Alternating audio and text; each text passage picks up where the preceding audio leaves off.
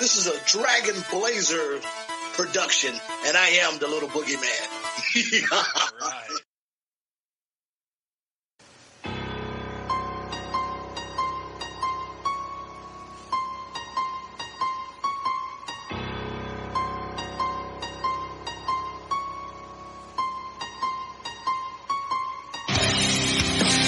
Coming down the aisle, your podcast tag team champions of the world, Boomer and Blaze.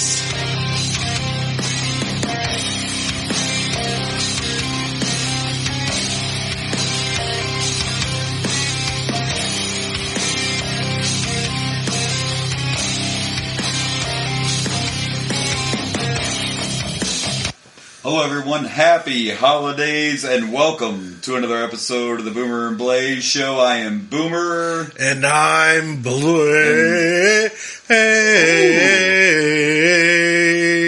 Somebody's in a good mood. No, and I'm not. It's Christmas and he's singing. It's a lie. What do you mean that's a lie? I was a server. I know how to fake it. I fake happiness all the time. You're a mean one, Mr. Grinch. That's right. I must find a way to make this podcast stop playing. No, I would never stop the podcast. I was going to say, don't stop us. Yeah. We're just getting started. I'm going to steal this podcast. Steal it.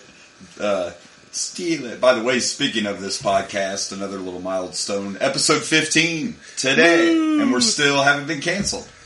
I mean, I don't know who's going to cancel this, but I'm just saying. I think someone has to care enough to cancel us. Yeah, we'd have to have sponsors. Yeah. Because the ones we have now, Hush Money and the Marty Jannetty School of Jobbers, don't care what we say. And they don't pay the bills either. I don't know if Vince McMahon or Marty Jannetty actually listen to this. They may care. They may care. It's like, what is this about Hush Money? What is going on? Are you making fun of me? It would be great. I wish, if somehow Marty could hear this, because could you imagine what kind of tweets we might get from Marty? He's been quiet lately. Where's Marty? Remember Where's Waldo? We're asking for help, people. Where's Marty? Where's Marty Jannetty? I'm starting a campaign. Instead of that, striped shirt, you see a bunch of, the neon, flag thingies on his... There's fringe everywhere. Yeah, you're looking for the fringe. Look for the fringe. Looking for the fringe Look for the Marty fringe, Jannetty. The cocaine, and the young girls. We're going to find Marty. Love you, Marty. I'm just saying. Whatever. So technically, this will be our Christmas episode. Ho, ho, ho. When you listen to this, it will be Christmas Eve day. So, are y'all ready? No. Ish. Ready-ish. I have Christmas presents on their way from Amazon. Oh, I don't want to talk about Amazon right now, but everything's fine, so it doesn't matter. But they messed up, and I was not happy. Oh, no. Yeah. So, not everybody cares about my personal life, but my co-host knows my situation. My billing address is my old address.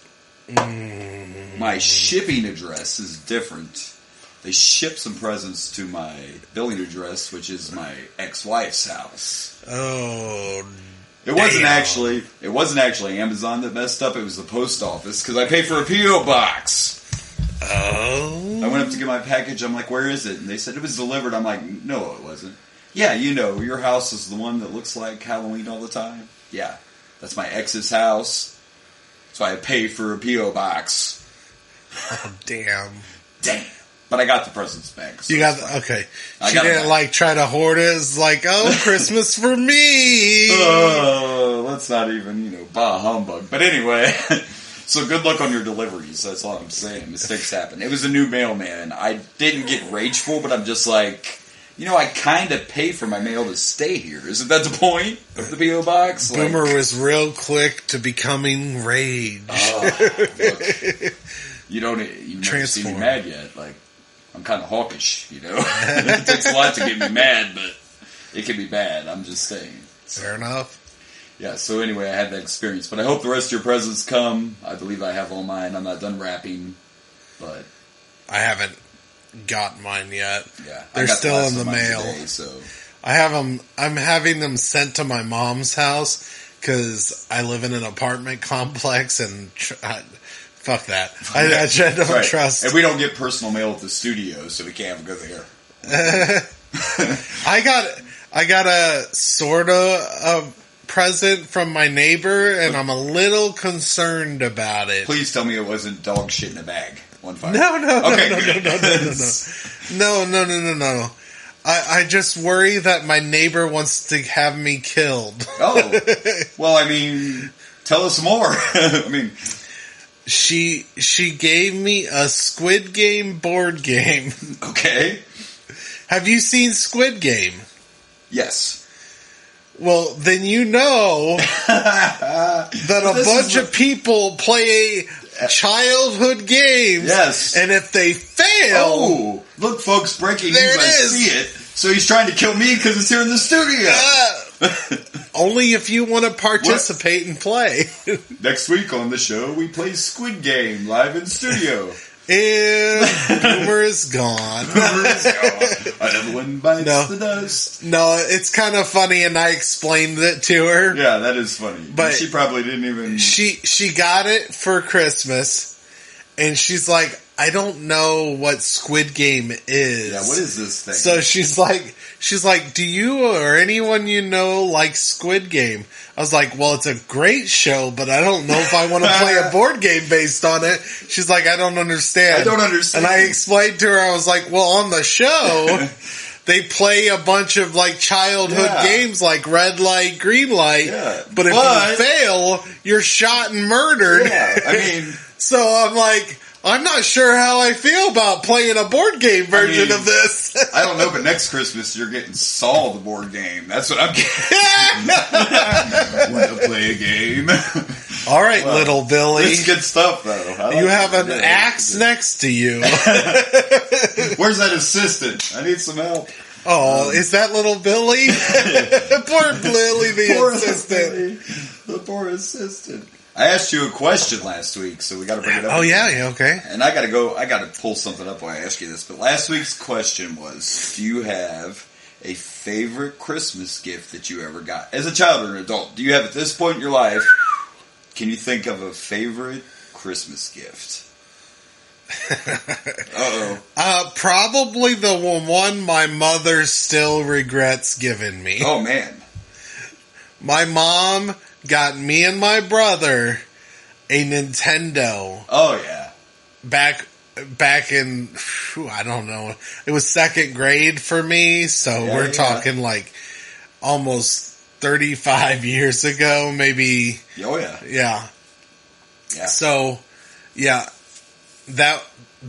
that Nintendo, it started it all. She blames that on our love for video games. Yeah. And she regrets it to this day. You know, though, you see, bring that up, and we've told you all before that at one time we were, all brothers and everything. And it may not, I think it was a Super Nintendo, but I remember that your grandpa and dad made that arcade case. Oh, yeah, so, that's fair. These guys had an arcade case. That's probably better. Yeah. That was made out of wood. I think my brother has it now. It's still around? I believe so, yeah. Wow. Yeah, we'll have to ask Rage. It looks like an arcade game, and I think was it Pac-Man how it was decorated? So, essentially, it was Pac-Man. My dad took wood and built an arcade tablet, or table. Yeah. And he put a television in it and a Super Nintendo in it. Yeah. So it was just a TV with a Super Nintendo, but he made it look like an arcade system. It looked like a stand-up arcade game. I really wish. I mean, I was a kid at the time, but I would have loved to get joysticks for it. And it would have been cool, but it was still like your grandpa and your dad did things with wood that was just crazy, absolutely amazing. You know what? I can't believe I didn't think about that one, but that might be my favorite actually right there. For some reason you started talking about Nintendo and that popped in my head because we all played on that all the time. First thing that popped in my head is the thing that made my mom very disappointed. Exactly. But that's two-ish though, and that's okay because for me, I mean, I guess one of the coolest was I got the Batwing when Batman came out. Oh, like the Michael Keaton. The 1989 Batwing. So that was cool, but the big one for me was 1991 I was already big into wrestling, and Hasbro came out with their line of WWF figures, and they came out with their ring, and I wanted it so bad. The ring. I wanted it so bad. I can admit, now both my parents have passed. God rest their souls. Look, I did what you did. Like, we're Catholic. We're always crossing when we talk about it. So I guess since my parents have passed, I can admit this now. It was the first year I sneaked. Did you ever sneak at a present? Did you ever do the old... I'm sure I did. Yeah, and unfortunately I did, and I shouldn't have. And I was slick too, like I cut the tape so the paper wouldn't tear. And then, but anyway, I got the Hasbro ring that year for Christmas, and that was it. In case you don't remember, we've talked about the Hasbro. Nice. It came with Hulk Hogan, it came with the belt. Wow. But they also bought me the Ultimate Warrior. Oh, that's cool. Yeah. And if you collect toys like me, or you're just a wrestling fan, you probably remember the Hasbros. It was the blue ring, but yeah, that was my coolest. And I cheated. I knew I was getting it. The Batwing was pretty cool too. But the thing was, the gift I always wanted from the year it came out was a Game Boy. Really? Every year I asked for a Game Boy. Usually from Dad, because, you know, he bought me some presents. Yeah, of course. I'm whispering like it matters. I already told you. they can't hear. Anyway. And then one year I just gave up. I'm like, I'm not asking for a Game Boy anymore. And I shit you not, I say it right here on this show, my dad and stepmom were like, we were going to get you a Game Boy, but we figured you didn't want one now. You didn't ask for it. You just gave up. I gave up. It was... And to this day, I've still never bought myself one. But wow. You know, I might eventually. Well, yeah. Well, you know what? Okay, so I guess that's a good question. Was there ever a gift you didn't get that you wanted so bad? I mean, all of them. Nothing that comes to mind. Right. That one just stuck out. I remember there was a time where I was kind of a dick and I felt bad afterwards, but I remember getting yelled at about this, but I got, for Christmas from my uncle, I got it was really cool too, don't get me wrong, I loved it, but the T-Rex from Jurassic Park, yeah, and the battle attack that, you know, you tear off, like... Right, so it looks like you broke through or whatever. Yeah, and it was really cool. But the reason I got yelled at is I had just got that present from someone else. And my young asshole mind was like, oh, this is awesome, but I already got one. And apparently, I was supposed to just shut my damn mouth and say thank you. Shut the fuck up and take it. Yeah, just shut the fuck up. And I did not shut the fuck up. And the question would be too: was this your fault? Did you multiple ask? Did you ask more, or was this they happened to do it by? I don't even know if I asked. Oh no, they were just like, we know what to get him. Jurassic Park's hot. It might have just been random. I mean, Jurassic Park. You're talking about sparked a shitload of love for dinosaurs at the time. This is right after Jurassic Park came out and shit. It's in the peak, so 1994 or something like that. So it could have just been like, this is the hot toy we knew we wanted. Yeah, and I was too old for Tickle Me Elmo, so I never got that hot toy. Are you ever too old for Tickle Me Elmo? Yes. yes, you are. Unless you're Marty Jannetty. It's a little creepy when an adult male is like, I want this little toy that looks like a child that tickles, you know? I mean, it may be, but they have My Little Pony bros, so I mean... Yeah. That's a thing. I'm not one. I know. That's different. Oh, okay. This Tickle Me Elmo, Elmo's like a child. Can we break this down? That you tickle. Was Tickle Me Elmo ever really okay? Probably not. I don't think so. I don't know. I know a little kid, but was it really ever okay? But it was like... I remember when that came out, it was literally the most popular thing. I think people died trying to get this damn toy. Did. It was insanity. Yeah. That was like Jingle All the Way. You remember that movie with Arnold where they're trying to get Turbo Man? Turbo Man. It was Turbo Man level stuff, yeah. Absolutely. Oh, that's a good one. I watched that the other day. Well, I'd be willing to bet that Turbo Man and that whole movie is based on the craze of Tickle Me Elmo. I mean, it came out in the 90s. It's possible. I don't think any toy reached the insanity of Tickle Me Elmo. Maybe. I went once for one of those hot toys, and it was the year that actually, live right here in the studio, I always catch something. I see one from where I'm sitting. I went when Furbies came out to get someone a Furby. Yeah. And waited 3 hours plus in the cold. And there was a little scrapping going on in front of me. I'm just I'll either get it or I don't. That was 1996. That's when Last Action Hero came out. That's when Tickle Me Elmo came out. See? And that's the same year that movie came out. But yeah, Furby was the only time I ever went to try to get the hot toy, and I never did it again. I saw you had a wild Furby over there. That one's actually my daughter's. Okay. So that was not one of the original ones. That's when Furby kind of got a resurgence for a little bit. Back, yeah. And you also have a Gizmo, right? I do. I have one of those too. A Gizmo Furby, yeah. So I'm pretty sure if you have one, you know the story. For the audience, if you're not aware, they made a Gizmo Furby, and it was awesome. I love it. I still have it somewhere. I'm not sure where it is. Probably boxed away somewhere, but they made a Gizmo Furby because the creators of Gremlins sued Furby because they said that the Furbies were a little too similar to Mogwai from the Gremlins movie. Yeah. And so they settled it in court. They won.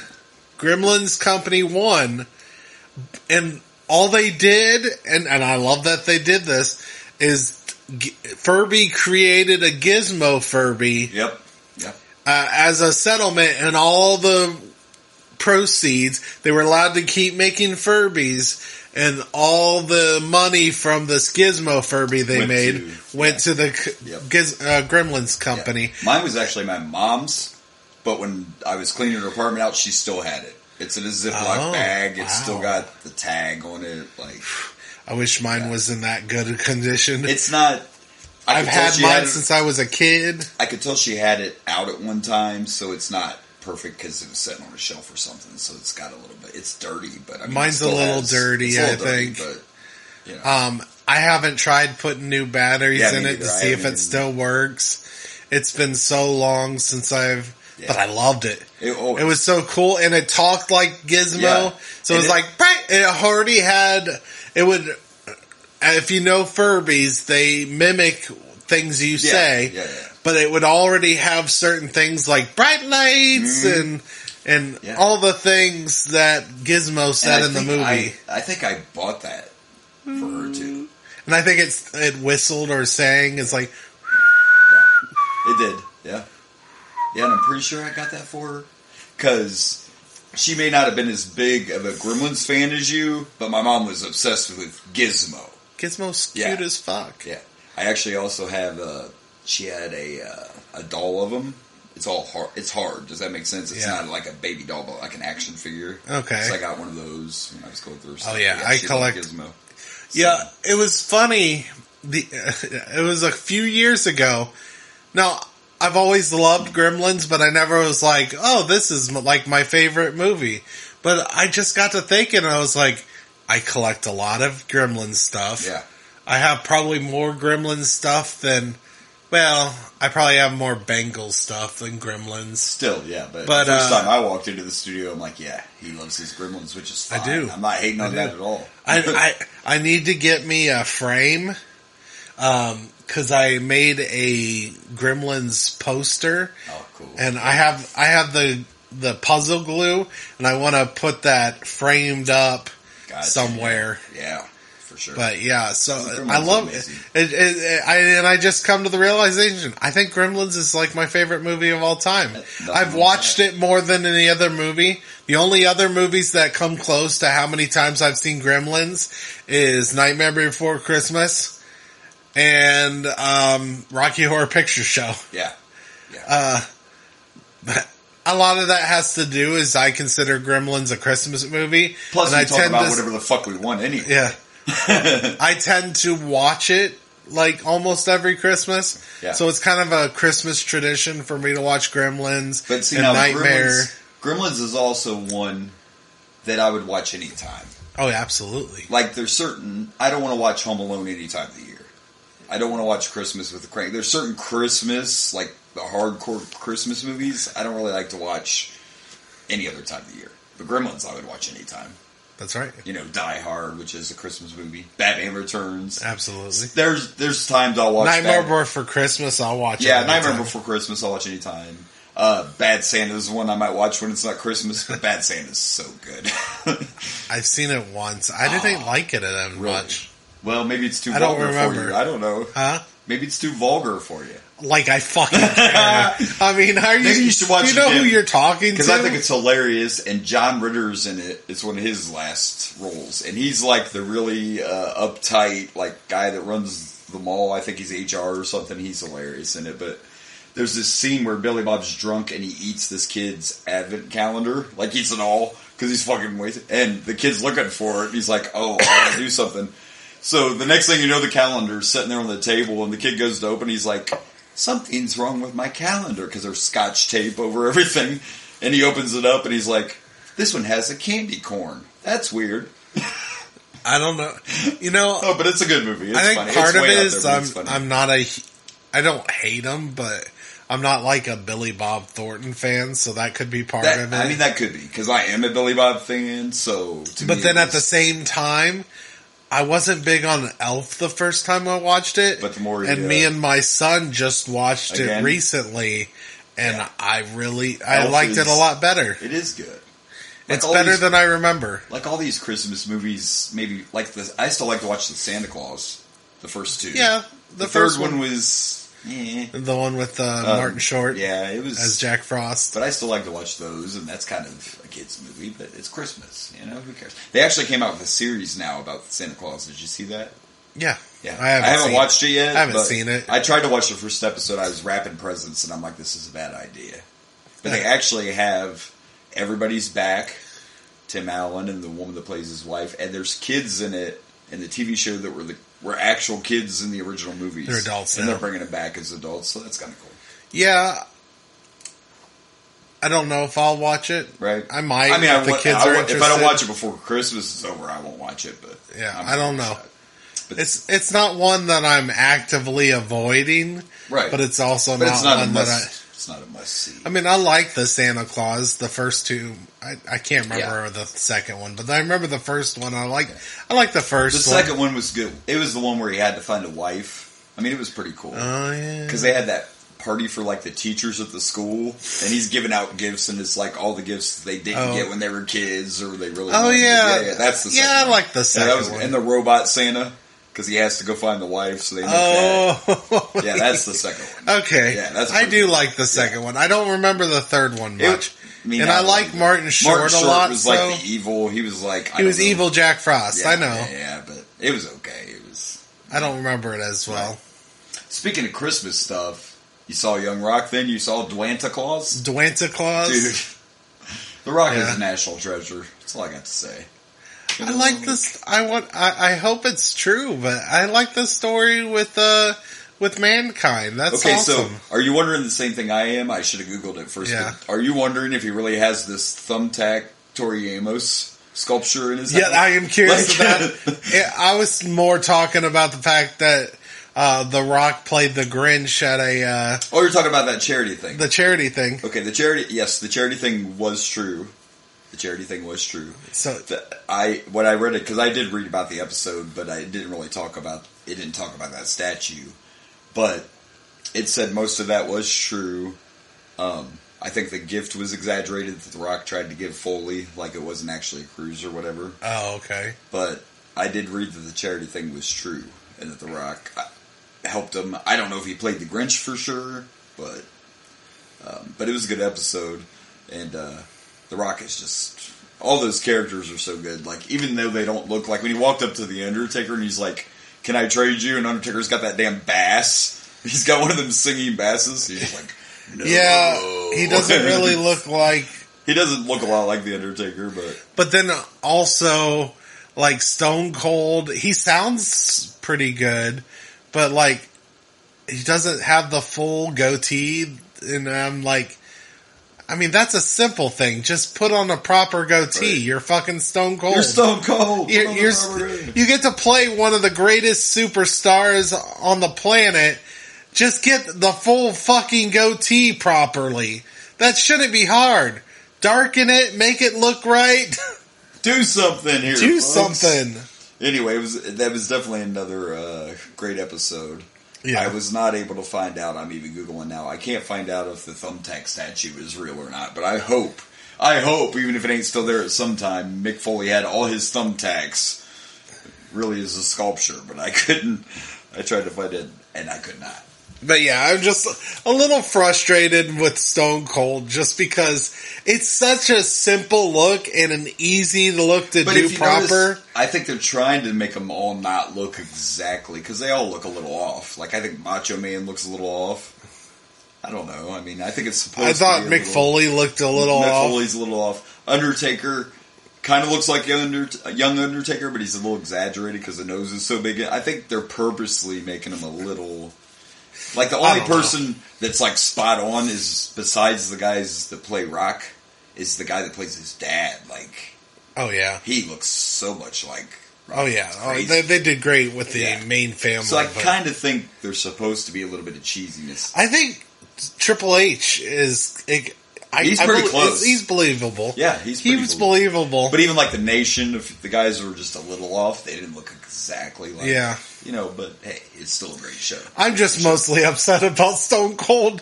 I'm like, Mankind, okay, I'm fine. Yeah, that's the one you want to be really, you know. Well, I love how he was like, I was going to make the bracelet. What did he say? I was going to make it say, shut the hell up on that bracelet he gave him. Yeah. It's just, you know, it's such a simple look. Goldberg made it look...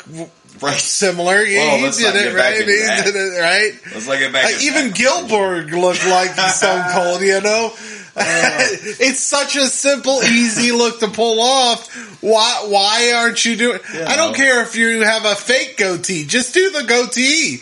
Do it properly. Yeah. Like, you could barely tell he has a goatee. It's so light. You are right. Like, you could have put Carl Anderson in that role. Yeah, just grow your facial hair a little. Darken your fucking goatee and look like Stone Cold. For the love of God. For the love of God. That's all I want.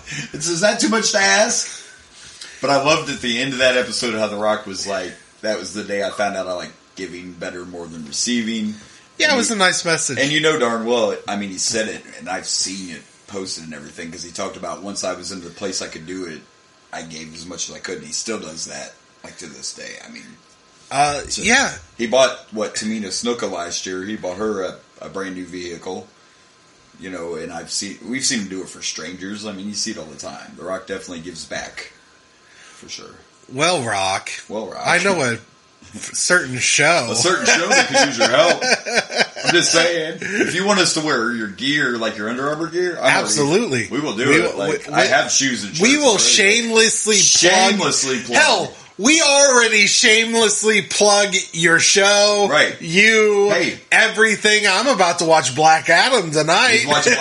Maybe while you're watching Black Adam, you should have a glass of Terramana tequila with it.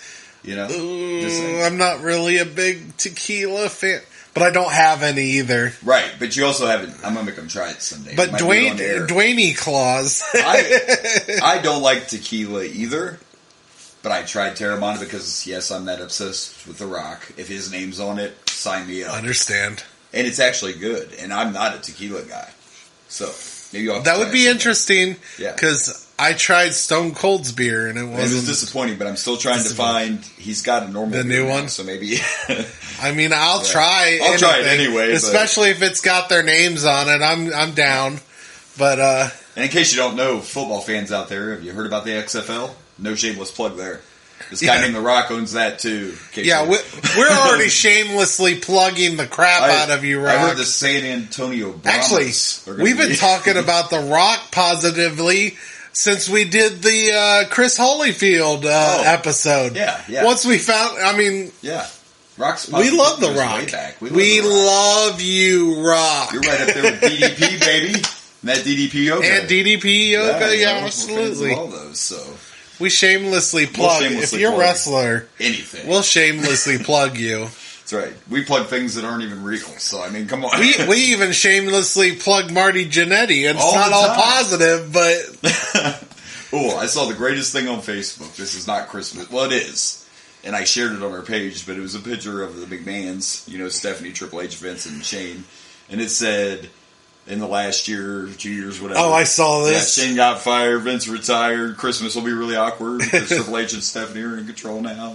I'd like to be at that Christmas dinner. In my mind, I think the awkward thing would be Vince. This ain't the first time. Shane does other things. Shane from way back, Shane never wanted to run that. I'm sure he wants some of that money, but Shane's never wanted the company. Shane wanted to do his own thing. But Vince, you're hearing all these rumors that Vince now is going around saying, I should have waited. It blew over. I knew it would have blew over. I should have waited. Oh, jeez. The only thing that saves us is you can't crawl your way back in. He's done. There's good. No way. Yeah. Good, because Triple H is doing great things. Yeah, he cannot take Triple H out of power. They got him out, and once he stepped away, that took away that was the only way you could actually get rid of him, is for him to agree to retire. And once he retired, that's it. He can't come back and be like, okay, guys. No. So, don't worry. Hush Money worked, and no more Vince. Well, I imagine that Christmas is awkward, especially if Linda shows up. Yeah. So, how much hush money did you pay while we were married? Linda, if you didn't know, come on. Some of that, look, You never know. Maybe Linda was already given her own hush money. I know wrestling is theater. I can't talk. But wait till we get in the Attitude Era. Some of those scenes with Vince and insert any diva are but some of them you can see. Look, fuck me eyes or fuck me eyes. You know what I'm saying? So you won't be able to tell in the Attitude Era. You're not that good of an actor. You can't act, is what you're saying. Yeah, absolutely. We need you to pretend. No. If this is, how did Edge have a sex celebration with Lita? You probably didn't see that Raw. You may not have been. I think I do. But you might remember that. It was when he was rated R. It was peak rated R superstar. We're gonna have a live Dude, I remember that. It would have been messy. I couldn't have faked that. That would clean up aisle one. I don't remember it in detail, but I know it happened. That's why I'm not an actor. I'm just curious how much Peacock cut will from show that. Of the. Well, I mean, they were clothed the whole time. Even when they got under I think they tried to tease they weren't, but Edge was in his boxers, Lita had on a bra and underwear, whatever. But yeah, you don't know what the Peacock might do. I am curious with all these bra and panty matches and stuff. How much we're going to have on here. I'm really curious about the Attitude Era. Yeah, how much is going to be cut. Yeah, and that's when I might have to dig back into my network and bring some of that over like we've already done once or twice, because some of that stuff is going to get some of the WrestleManias, we should probably just go ahead and switch. We're just going to, it's going to get bad. So, yeah. Anyway, on my torrents again, do we have any more Christmas to discuss? This is the last, we could talk about it next week, but last before Christmas episode. Nothing. So, I don't think so either. I think next week we should be talking about New Year's. Yeah, we should. Absolutely. We have to bring something else up. Okay. So last week I decided, because of our special episode, and if you didn't listen, it was so good. It's long, but it was good.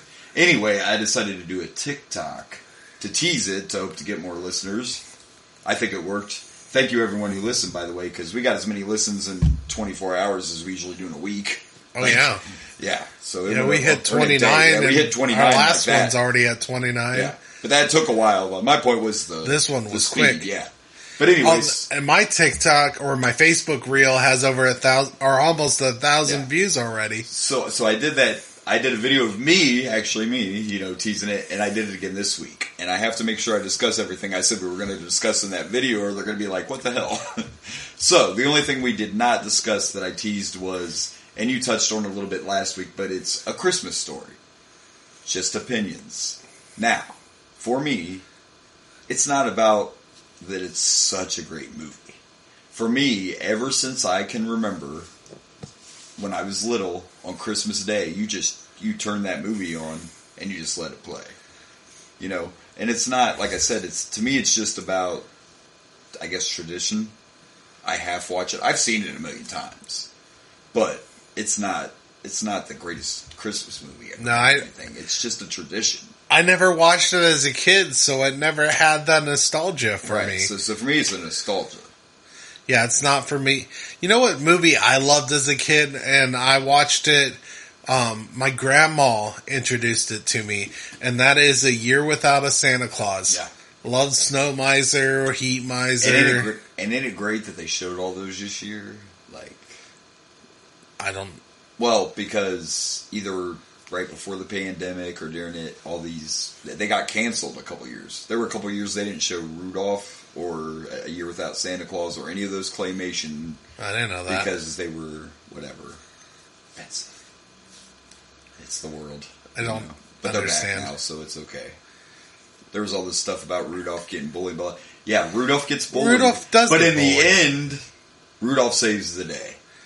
Well, let's be honest. He gets bullied, and then they're like, hey, wait, you can do something for us? Now you're just we like you now. You're encouraging everybody to cancel stuff. That's Well- the kind of shit right there Hey, that gets us canceled. I'm not saying Like- cancel it. I'm just saying that technically what it's teaching you Well, is if you. That's So why what you're saying if you're a bullied kid is like if you don't have a fucking red nose that can cut through that fog, fuck you. You better have some kind of skill that's gonna make yourself worth it. Tell me that's not what that message is. But my point is, can a movie just be a movie? That's It my can. Because if we want to And go I'm that fine route, with that. This is one of my favorite examples, okay? We've all watched Disney, right? Plenty, and I had kids that blah, blah, blah. Frozen's one I always like to use, right? Okay. Because you know what Frozen's about? Frozen's about if your kid's different, lock them in the fucking basement. That's right. That is it. There's your plot for Absolutely. Frozen. Isn't that what you're supposed to do? Oh. Just lock those little bastards in the basement. And I know if you go back and watch now, you realize that a lot of Disney movies aren't good, but that was one I was like, what Yeah. the fuck? And you got my daughter singing One of Bell's Snowman. Don't forget your sister who's in the closet. Do you want to spill the snowman? I know you're in your dungeon. Drinking your water and eating your bread. Do you want to build a snowman?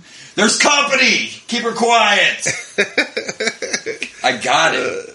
I had an epiphany. That's why we can't find the assistant. You left him in the basement, didn't you?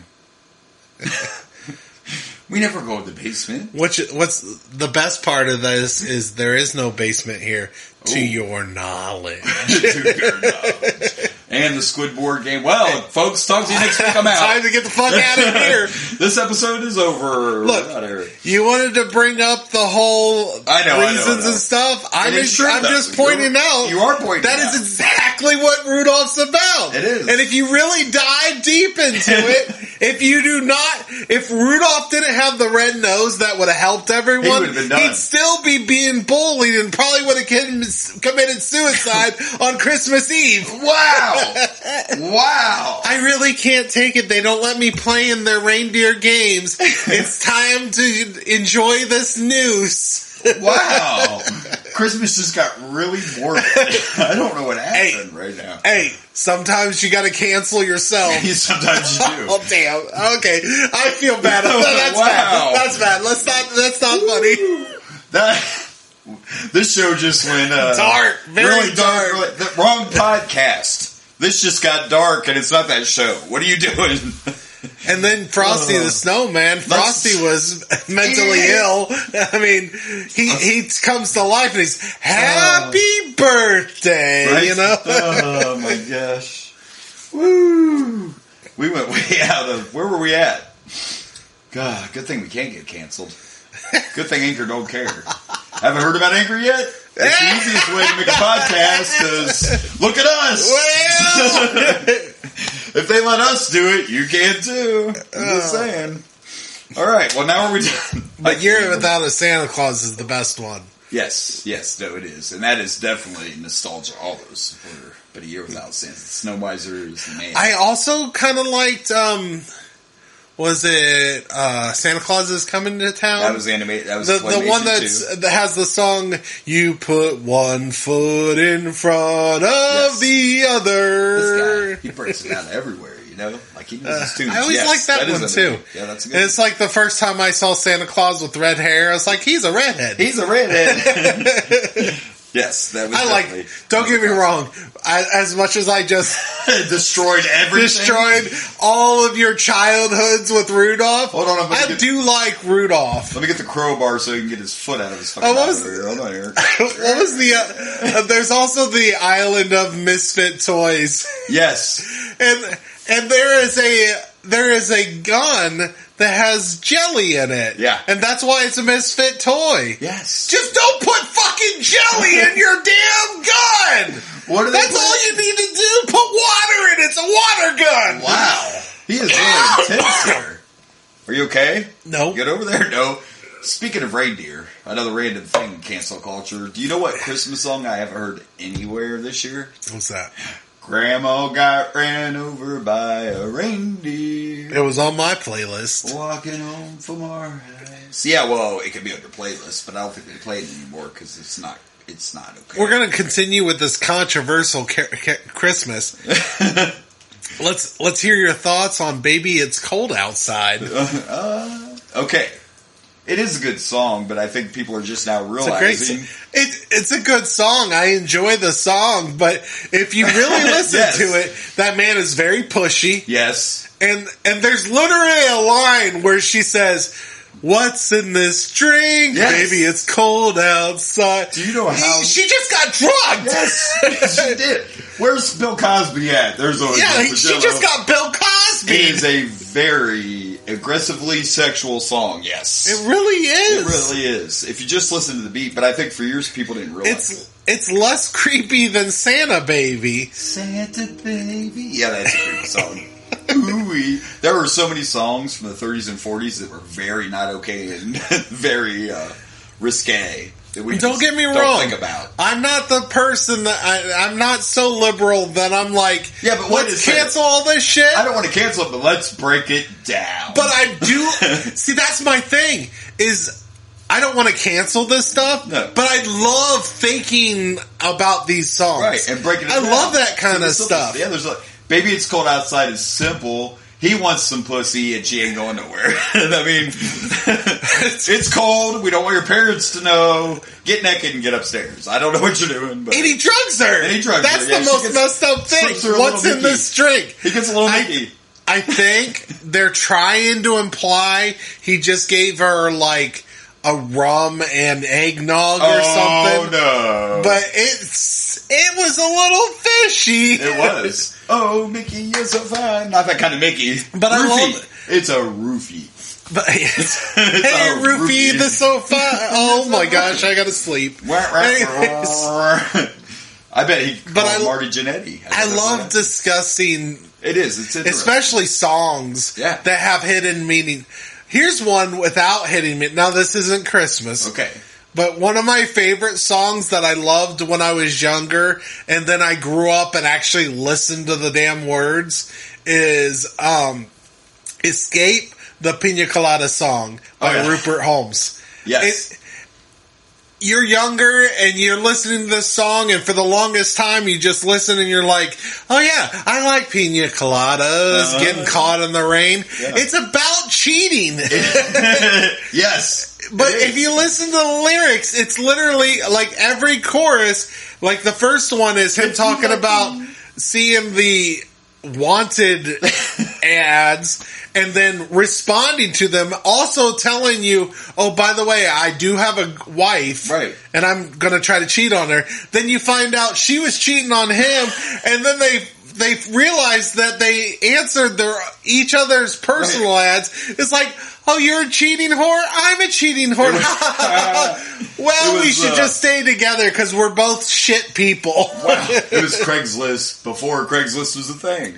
But you know, like, when you yeah. for the What are you longest doing? time, I just listened to it. Was like, yeah, pina coladas are delicious. Yeah. And then you're like, oh, Oh, we're not talking about shit. pina colada, are we? No, well, you are You technically, are. but you're also talking about how you want to cheat on your wife. Back to Baby It's Cold Outside. Okay. Do you think this might be one of the first times in history hush money was used? I'll pay for the cab. and for you not to talk. Hush Christmas money is right for you. It is right for you. Anyway. All right, well, let's get on to the wrestling. We got some wrestling to talk about. Yeah, let's talk about wrestling. We've probably been rambling forever, but it's okay. We have, for about 45 minutes. Oh, man, we're going to go over, but that's okay. I don't have a lot of wrestling. I just got a few little things. So, real quick with something from NXT. So, Grayson Waller, who we know is the number one contender because we watched the thing with, the Deadline number one contender thing. So you know who he is. The Wish Miz, right? Isn't that who he is? Yeah, anyway. He was confronting Braun Breaker in the ring. Braun went to spear him, and as soon as he hit the spear, Braun was out like a light. And Waller lifted his shirt and revealed some kind of like a Kelvar vest. The reason this is so cool is what they were reenacting was a Nitro from 1999 when Goldberg was confronting Bret Hart. Goldberg speared Bret Hart and immediately was out, and when Bret took his shirt off, Bret had a steel plate on under his hockey jersey. So they reenacted that moment from Nitro, and I thought it was pretty cool. That's cool. Yeah, it was pretty cool. And I noticed it right away. They posted it today, of course, a reference to it, but yeah, I thought that was pretty cool. So, that's really all I have there. No AEW this week. I just want to talk a few things with WWE. So, did you get to see SmackDown? I did. So we saw Bray and Uncle Howdy. Uncle Howdy. So, you know what this is leading to now. Everybody's like, who's Uncle Howdy? But my question, just your opinion. Yes, we technically saw them at the same time. But it doesn't necessarily mean that Bray's not. Why? Everybody's convinced now Bray's not Uncle Howdy. I'm hoping it's Uncle Howdy, or he's not Uncle Howdy. Right. I want Bray. I don't mind some of the supernatural things, but I want this to be a stable. Right. So I want it to be someone else. And something me and Craig was talking about, my friend, who was originally on the Pro Wrestling Apologist podcast. Yes. That laugh went on just a little too long. So long that I think even Bray Wyatt gave a look at the end of it like, are we still going on? Like, are we done? Are we done? Right, if you look at his face, it almost looks like he's like, all right, let's move it along. Right. But a lot of people still think it might be Bo Dallas. I would be cool with that. Which is, because the rumor is he is coming back and no one's seen him yet, so. Yeah. And a lot of people are just saying that because of that earring, but like. Only problem though is, I don't think, I haven't seen him in a couple years, but I don't think he's as big as Uncle Howdy looked. No, he's not, as far as like, unless he's gotten. Size-wise. But it could also be a get up. I guess. And it's the earrings the reason there, but I still just think they're dropping all these hints of Bray's past, and who knows, like, Eric Rowan could still be a possibility, too, to come back, Alexa, I think, still gonna hop on over. I want a stable, too. I want the Wyatt 6. I don't care how we do it. I don't care who's in it, but I want a stable. I do. I want... Also, John Cena. I thought that was kind of cool. Oh, that's on my list. Yes, it is. So... And I forgot. Can you believe I forgot that they announced Cena was going to be on SmackDown the week before? And I had forgot. All I knew was Roman was coming out, and I'm like, Bloodline time, I'm in. Yeah. And of course, everybody thought Sammy was going to get turned on. Well, no, it was supposed to be his. They were going to make him an official Uso. No more honor. His commencement or whatever is what it was supposed to be. That's why he was like, it was supposed to be a good night for you, but now it's not. So, but next week, yes. Well, not next week. The last SmackDown of the year, we're going to get Roman and Sammy versus Kevin and Cena. The only problem I have with it, I'm not a huge Cena fan as a wrestler, but I know he's the modern day Hulk Hogan, no doubt. No doubt. Here's my problem. Why in the world would Roman be worried about you coming back when he already beat your ass? I'm just saying, he's the tribal chief.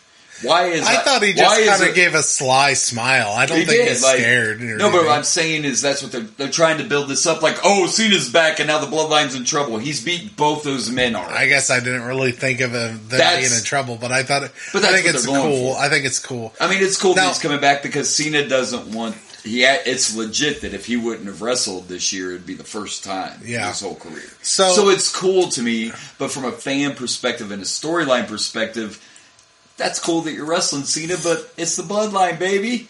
Yeah, just saying, the Tribal Chief ain't scared of you. No, of course not. Now, Craig was telling me, we talked quite a bit about wrestling this last couple days, and I can't remember if he said it was a rumor or what he would like to happen. Okay. But he was saying that he thinks that Roman Reigns is going to be forced to put both titles on the line, one on each night. Oh, at Mania. At Mania. Now, that could be a possibility. But his theory is that he'll face The Rock on one Mania, and Cody Rhodes on the other Mania, now, and he's going to lose to Cody and drop one of the titles, and then beat The Rock. Now, this is probably just something Craig wants to see, but it does bring up something, and I think we talked about it once when we were talking about what do you do about the belt situation. I don't think we broke it down to the WrestleMania thing, but the biggest simple solution is Triple H can just say, hey, the belts aren't unified anymore, so you've got to start defending them both. Well, I don't think he ever said they were unified. He never said they were unified, but they call it the Universal whatever, and they call it Usos Undisputed Tag Team, but that would be... This one that would be intriguing. This one, I don't know if it was rumor or is actually confirmed. He also mentioned that I guess after Mania, he's planning on redesigning all the belts. No, that's true. That is true. The belts are true. I haven't heard that WrestleMania thing, but that would be genius. And then The Rock doesn't have to win the Rumble. Yeah. You can have whoever win the Rumble. And then Cody makes later, a lot of sense. Well, Cody's the pick. Like, Cody's... But Cody might not be ready for the Rumble. The rumor is he will be, but we'll see, hopefully. I'm sure they'll find a way, especially if they do this theory. Maybe The Rock does win the Rumble and faces Roman, but then Cody faces him on the other night for a different reason. And of course, I know something you and I both love about the Rumble is when you get those surprise entries. Absolutely. So, two people have been teasing some WWE stuff, and they're not super big, I'm sorry, but still. One person teasing a Rumble appearance is Chris Masters. Do you remember the Masterpiece? The Master Lock, right? The Master Lock guy. I remember the finisher, Master Lock. He's been teasing the Royal Rumble. And then Matt Cardona, formerly Zack Ryder. Oh, okay. His Twitter, everything he's posting on Twitter have been Zack Ryder photos. Huh.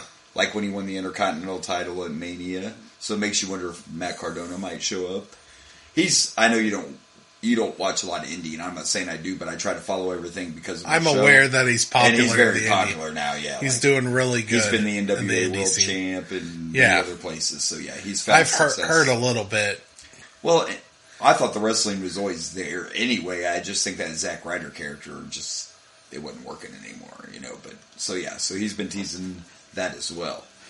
But so SmackDown was good. SmackDown was good stuff, and there's a couple other Royal Rumble rumors. How about the rumored card? Have you heard what the rumored card is for the Royal Rumble? Okay, well, one I'm not sure how I feel about. We'll get to that in a minute, but it is being rumored that we will finally get Bray versus LA Knight at the Rumble.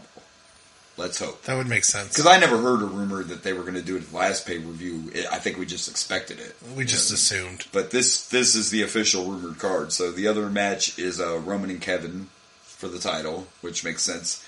The one I'm not sure about, we discussed this, and I think I told you Triple H is getting rid of the Hell in a Cell pay-per-view. It's not going to be a pay-per-view anymore. One theory would be... he only defends one of his titles to Kevin Owens. And, that's going to be the simplest way out. And Sammy turns on Roman and has Kevin Owens take the belt. At Rumble. And we might start seeing the teases of that Sammy, Kevin.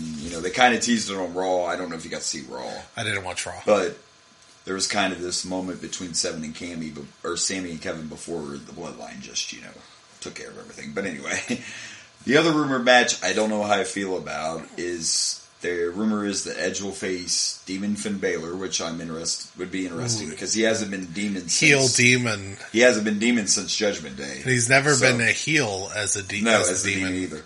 But the part I'm unsure about is they're saying it's going to be a Hell in a Cell. At Rumble? And there's my reaction. I like Hell in the Cell matches. Don't take away from the Rumble. But no, I don't think any other gimmick match can be on. It's not WrestleMania. Like, Royal Rumble it's the Rumble. I don't think a Hell in the Cell match should be at the Royal Rumble. That's my only problem with it. You know what? In Triple H, I trust. Right. I mean, if he's going to try, that's fine. It's all going to be about placement, I think. Yeah. I almost think you'd have to start with the Hell in the Cell. Finish with the Rumble. Finish with the Rumble. Do it. That's fair. You know, so we'll see. I hate when they don't have the Rumble as the main event. Right. And I think the main event should... Although, I think it was last year I said the same thing, and then the main event, the Rumble winner was involved with the main event, and it made a lot of sense. Yeah. It made sense that you would have that because of storyline wise. I mean, but for the most part, I prefer the Rumble as the main event. Me too. I got a feeling maybe Roman will be the main event because he hasn't been on every, he's not fighting on every pay-per-view, but we'll see. Yeah. I think it should be the Rumble. It should be. Especially... Unless there's a storyline reason, it should be the Rumble every time. And I am all about Edge and Finn. Like I said, but in Triple H we trust. So far, he's done good. I'm not going to... Absolutely. Maybe if you kick it off with that, you'll be fine. Right. It's just, Mania, you can have ladder matches and Money in the Bank and blah, blah, blah. We'll see. In Triple H we trust. So that's the rumor. That's the rumor card so far. For the Royal Rumble, I covered Braun Breaker. We talked about Uncle Howdy. Do you have anything else? I think I'm done taking up way too much time before we start. We've talked a long time. Without watching In Your House. So luckily, In Your Houses are short. Yes, that's true. In Your House 7. Good friends, better enemies. Let's go. Diesel's last pay-per-view. Alright, so we get first we get like their new WWF, the new generation thing, and then we get a package of Diesel versus Shawn, which is our main event tonight in a no DQ match. Speaking of a package, whoa, my package didn't enjoy Sonny at the beginning of this. That's right, no parental advisory. No parental advisory. The package is sad. Yeah. So, bummer. And then we get a video, and this is a new one. We get a plane that drops in your house bombs. Gifts. On Omaha. We're bombing Omaha, y'all. That's how far... Now listen, I'm not hating on Omaha, but that's how far we've come. Because you're not going to be like, WrestleMania 33 Omaha. Not going to happen. I'm just saying. I'm not hating. I'm just saying. That's how far we've come. But In Your House 7. Yeah, was in Omaha. And my quick co-host over here noticed I missed it, but apparently in the crowd there was a sign that said gay dust. So we're doing that right Yep. Yeah, that was there. That was a thing. It was kind of there. So we have Vince and Jerry the King Lawler on commentary. That's always good. Then they go to the ring, and first out we get Owen and the British Bulldog. And then we get some footage from, I think they said it was Germany. I don't know. Some kind of house show over in Germany. It was Germany. Germany, yeah. You should know this, right? Over there, Mr. German. I've been there once when I was like 4. 4 years old. He remembers it well. Anyway, they were just showing how everyone's scared of Jake Snake.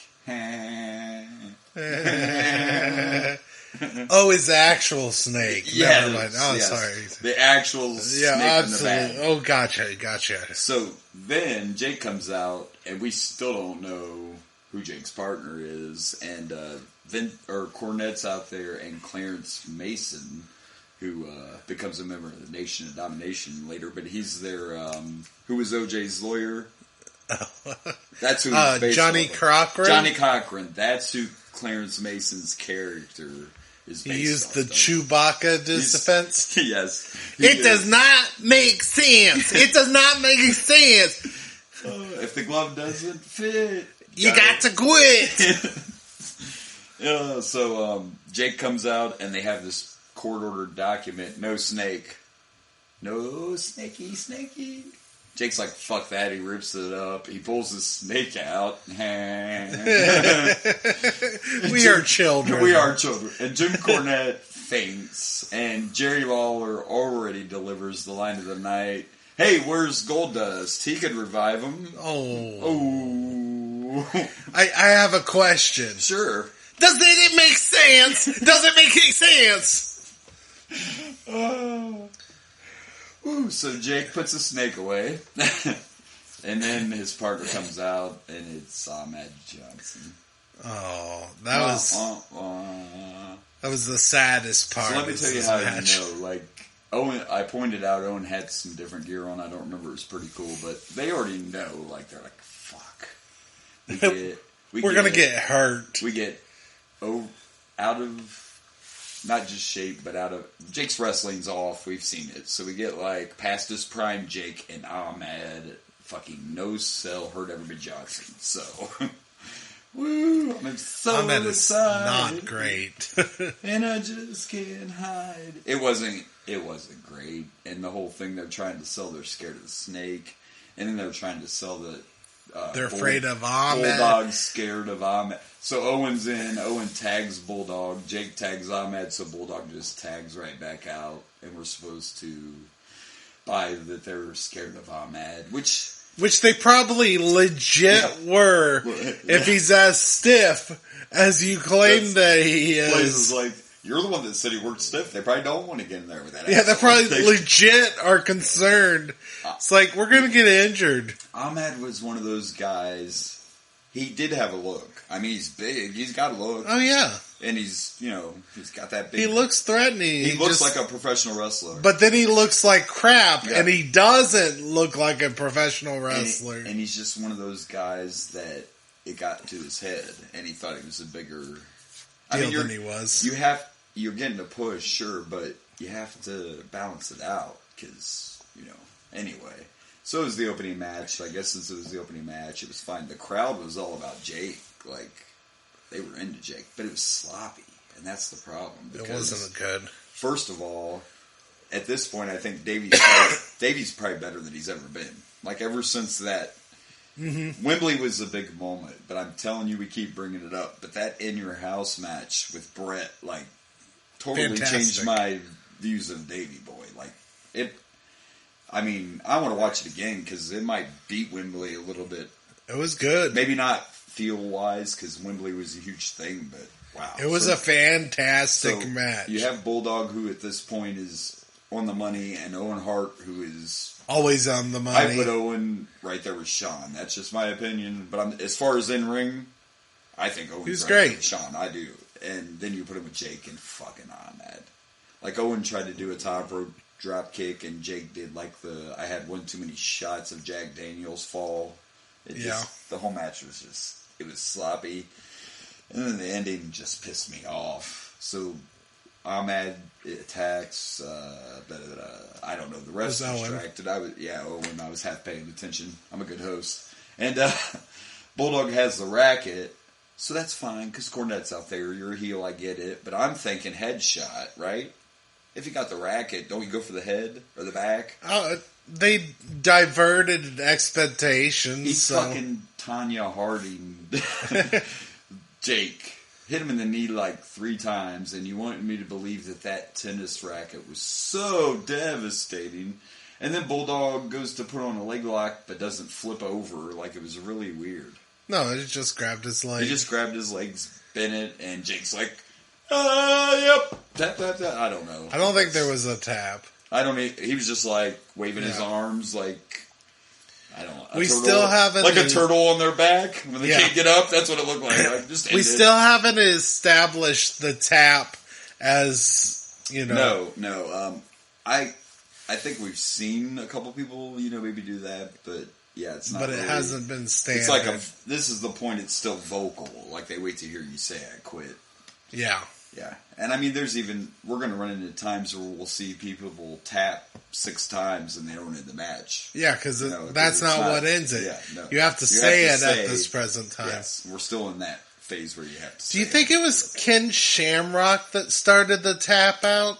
I would have to look it up, but I seem to remember hearing that when Shamrock came in and then Blackman and all, those UFC guys, they went to the tap because it felt more real. Realistic. Yeah. And I think you're right. I'd have to look that back up, but I think that's around the time. I just thought the tap was a thing. It always was. Yeah, but we're all the way in 96, and it's still not there. You still have to say it, yeah. Or did the other things, they're still doing the arm drop for sleepers and stuff, but yeah, there's no tap out. So I don't hate the arm drop with sleepers, though. No, me neither. Actually, I kind of miss the arm drop.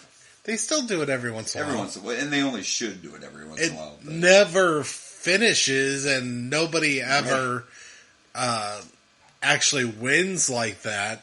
But they like having that, oh no, the third time, for some reason it doesn't drop. He managed to get a second win right now after dropping it twice. Oh, here he comes! They like that drama. Yeah, they do.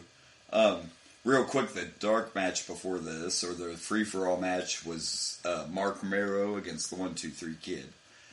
And if I go back to the history of us doing these in your houses, I almost bet we'll see that match on the next in your house. Because it seems like the dark matches always end up on the next in your house card, like they're testing them out. So gotcha. It's whatever. It was a cook-off match. The crowd was into it, but it was I mean, I've seen worse. I've watched WrestleMania 11. I'm going to give this 2 love. This guy. Tennis reference. Woo! Yeah, I'm going to give this 1 snake. 1 very large snake. Keep it in the bag, Jake. I mean, Baby, it's cold outside. Would you like to come over for a drink and pet my snake? a creep in the... A creep? No. A creep. I was about to say crepe and a pancake, but I was trying to do the Austin Powers or the Gold Member thing, but then I went with 2 breakfast things and not, a smoke and a crepe or something like that. Smoke and a pancake. Yeah, something like that. Crepe. Yeah, it's fine. So there we go. Let's hope that we get something a little better. Let's go to the next match. All right. So, okay. I don't know what the fuck I just watched. We'll get there in a second. You know what? Okay. I love doing this podcast. Me too. I love seeing older wrestling and finding out what I like. But the biggest casualty from this podcast to my childhood is the Ultimate Warrior. He was my favorite as a kid. He was. When I was a kid, I loved Ultimate Warrior. And doing this podcast, I have to ask young me. What the fuck? Why? I mean, I guess I know why. It's what I said. Because it's the look. It was the look. It was the makeup. It was the fringes, the makeup, the crazy talk. I barely remember the crazy talk. The promos were fucking insane. He was like an alien. Like, literally implied he was an alien at one time. But let me ruin your childhood a little more. Oh, cool. It's not ruined enough. I don't think I've ever shared this fact on here with you. Because you know the Warrior, he was one of your favorites, right? If I ask you right now, what was Ultimate Warrior's gimmick? What would your guess be?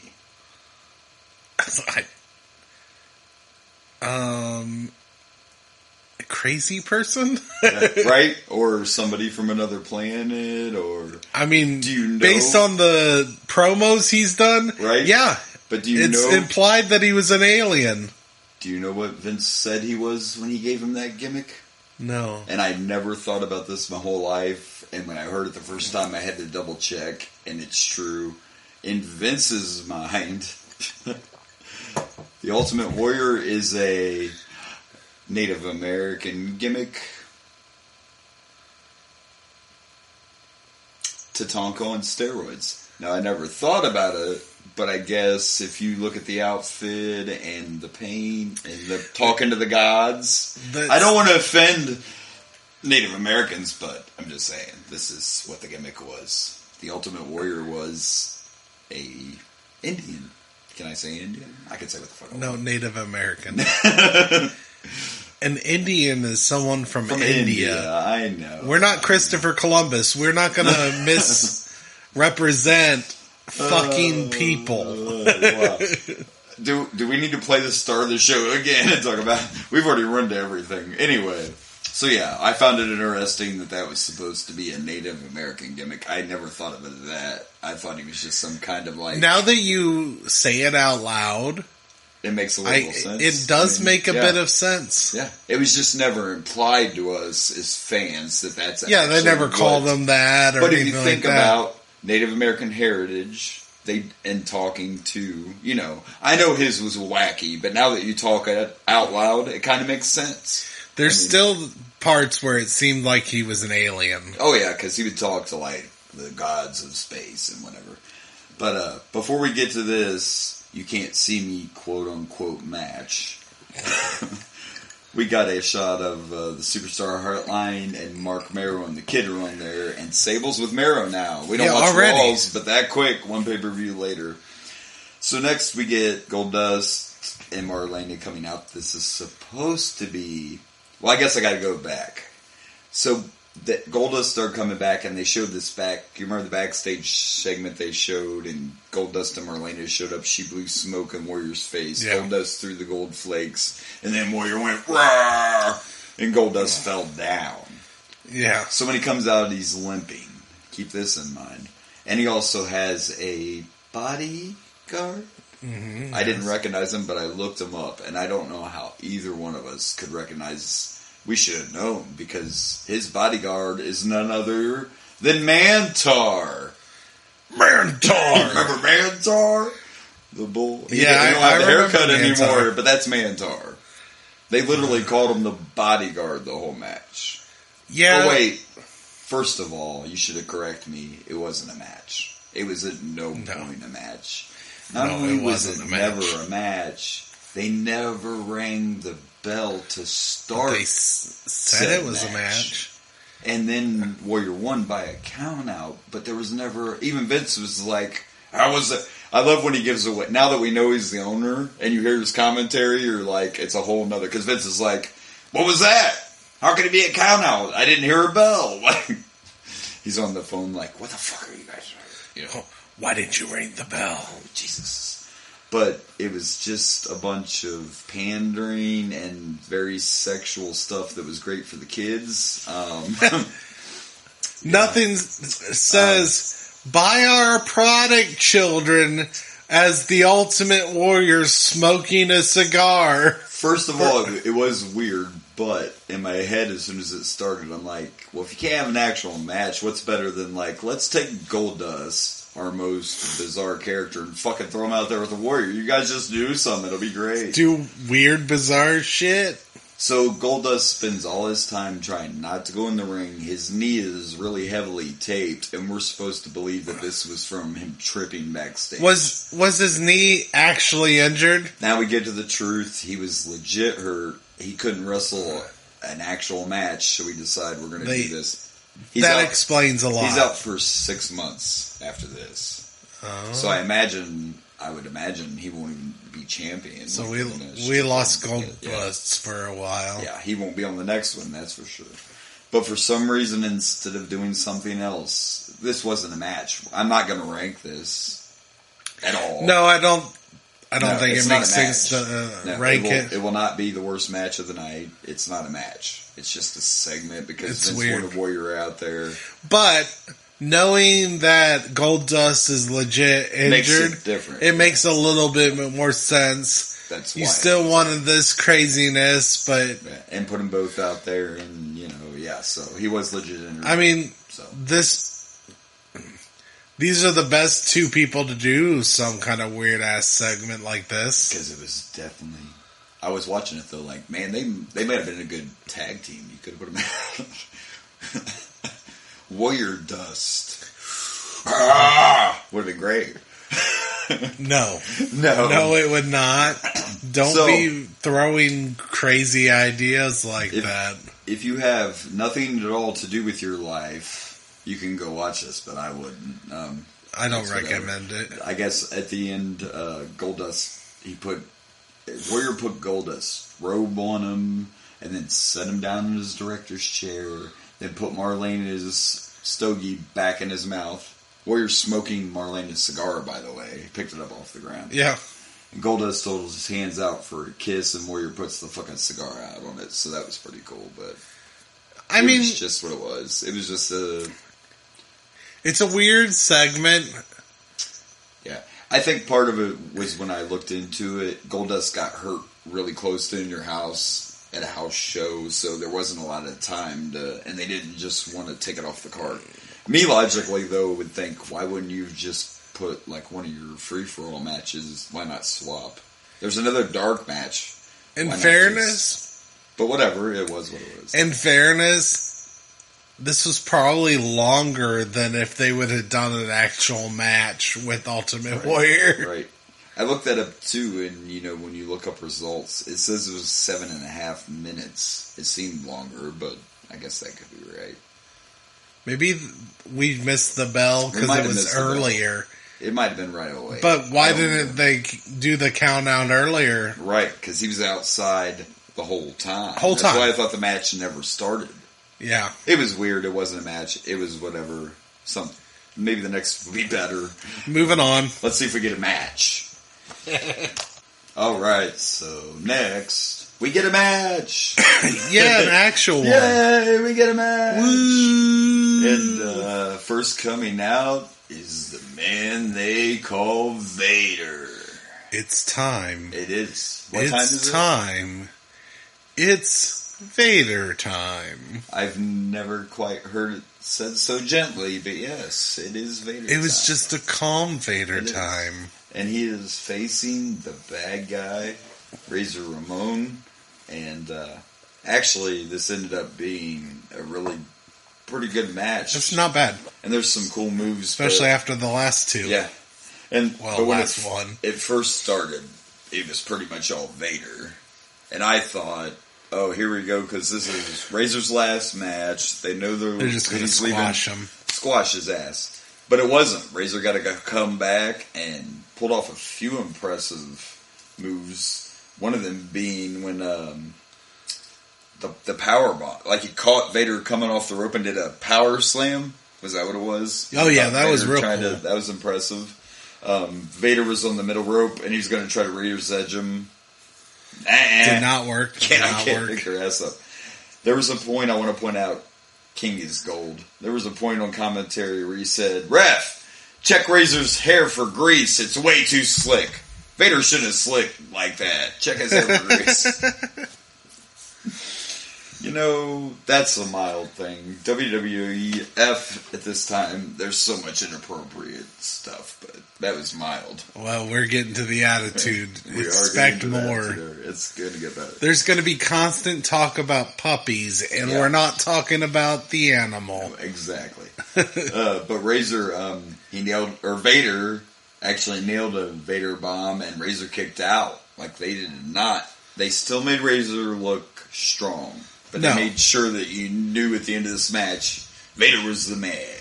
Yeah. And Razor's leaving, so nobody cared. Nobody cared. Actually, the fans did care. They were cheering quite a bit. Yeah, they were into it, and they were cheering for Razor. Well, internet's, still new here, and I'm pretty sure it probably didn't leak. I'm sure no one knew. Yeah. In fact, I know they didn't know because the NWO wouldn't have worked if we had the internet now, because Twitter would have been like, Scott Hall's going to WCW and he's going to pretend like he's a spy. It would have never worked. You couldn't have pulled off that angle at all. So, which, I don't know. Did you get to experience any of that NWO stuff? I've watched the beach or whatever. But it like was. you didn't get to see like I didn't see the lead when up. Hall first showed up and he was talking all his yeah. It was good stuff. Eric Bischoff still claims to this day that angle was not supposed to look like an invasion from WWF, but it sure did in the beginning. Like it's exactly like the first time Scott Hall's on Nitro. He says, "You know who I am, but you don't know why I'm here." You know. I don't even think I watched any of WCW with Hulk Hogan before NWO. I think Good. Good. You'd admit he went back. People were excited, but he was red and yellow Hogan. They put the belt on him right away. If he lost it, he got it back. You know, it was typical They Hogan did what booking. he did in WWF. Yeah, until he became NWO, so he didn't miss much. But the other really badass move is when Vader was all the way up. So I thought he was going to do his moonsault because Vader's huge, but he can do a moonsault. It was a finisher in WCW, but I don't know if he ever used it here. But instead, he got the old electric chair drop. He did from Razor, which was also impressive because no matter what you say, that's 400 pounds on your shoulders for at least a Yeah. second. And I'm kind of wondering if he was supposed to nail that Razor's Edge, but he could legit not hold up Vader. Because he did go for it, and it looks like Vader just... I think he could have. I think he could. I think Vader slid off. Like, I think he was supposed to nail it. Well, I think they were just playing off that Razor had been getting his butt kicked and wasn't able to lift him, but I think he could have. I do too, but I think he was supposed to, and he just kept going. Like a good wrestler, if you miss something, will keep going. But maybe it was intentional just to play off the, you've been getting your ass kicked, so you're not... That's the way I took it. Yeah, I didn't think anything... He took a hell of a... He did take a beating. Yeah, I mean, and you're still got facing his Vader. Comeback, but yeah, Vader's... It was, Vader's time and stuff. Yeah, it's always Vader time. Check your watch.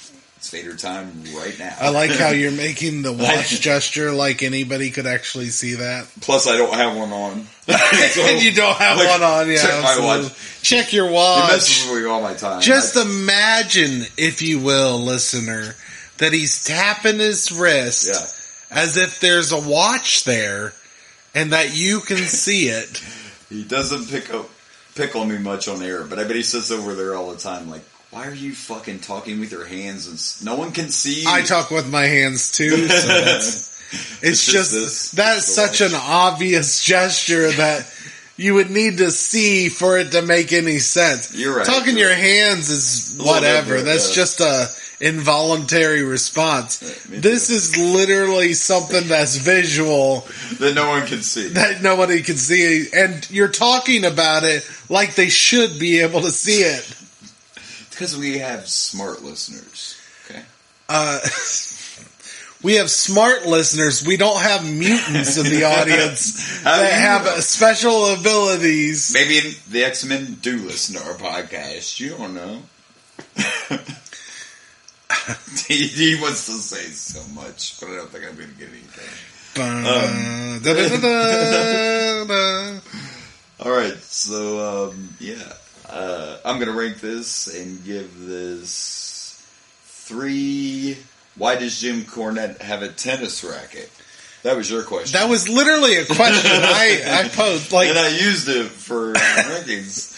It's like, what? I think Jim Cornette's like, guys, I think I should have an item. Well, Paul Bearer always has that urn. I need something to carry out to the ring. So why not a tennis racket? Would you like something that makes sense for your character? No. Just give me something random, like a tennis racket. Like a tennis racket. With little fuzzies on it. Oh, Cornette. That way when I use it, it doesn't hurt as bad for the person involved. Yeah. There's got to be a reason. I'm curious. You know I had to found look it up, right? Yeah. So here we go. So he was inspired by I haven't seen this movie in a long time. He was inspired by the movie Screwballs. Screwballs? That's a 1983 film, and in the movie, there's a rich, obnoxious kid carrying a badminton. That's what made him decide to carry a fucking tennis racket. It was a movie character. You know what? Wrestling is there's so much parody in wrestling. Yes. Everything. That's why we love wrestling. Yeah. Mortal Kombat's popular. Make someone look like that sub whatever. Yeah, but do it, 3 years after the game came out. Yeah, absolutely. Do it after it was popular. Do it after the hype. In fairness, after Mortal Kombat 1, Mortal Kombat 2 was popular, Mortal Kombat 3 became popular. The real reason I think that didn't work is because you had the NWO. And everybody believed that NWO stuff so much that fake stuff didn't fit in that time. You know what I mean? They thought the NWO was real. They started doing all the backstage fights and segments. I just think it wasn't Mortal Kombat wasn't still popular. The NWO was too popular. That was just a random suggestion. It was funny. Yeah, but, there's plenty of other options. Yeah, but still, it was kind of Glacier looked just like he came out of Mortal Kombat, and then Mortis. There was that Waylon Mercy that they did just for for Cape Fear. Yeah. Yep. It's the parodies. We love it. They do it all the time. We had an evil Santa Claus, for God's sakes. Santa Claus. All right, let's go to the Did you next. rank this? I did.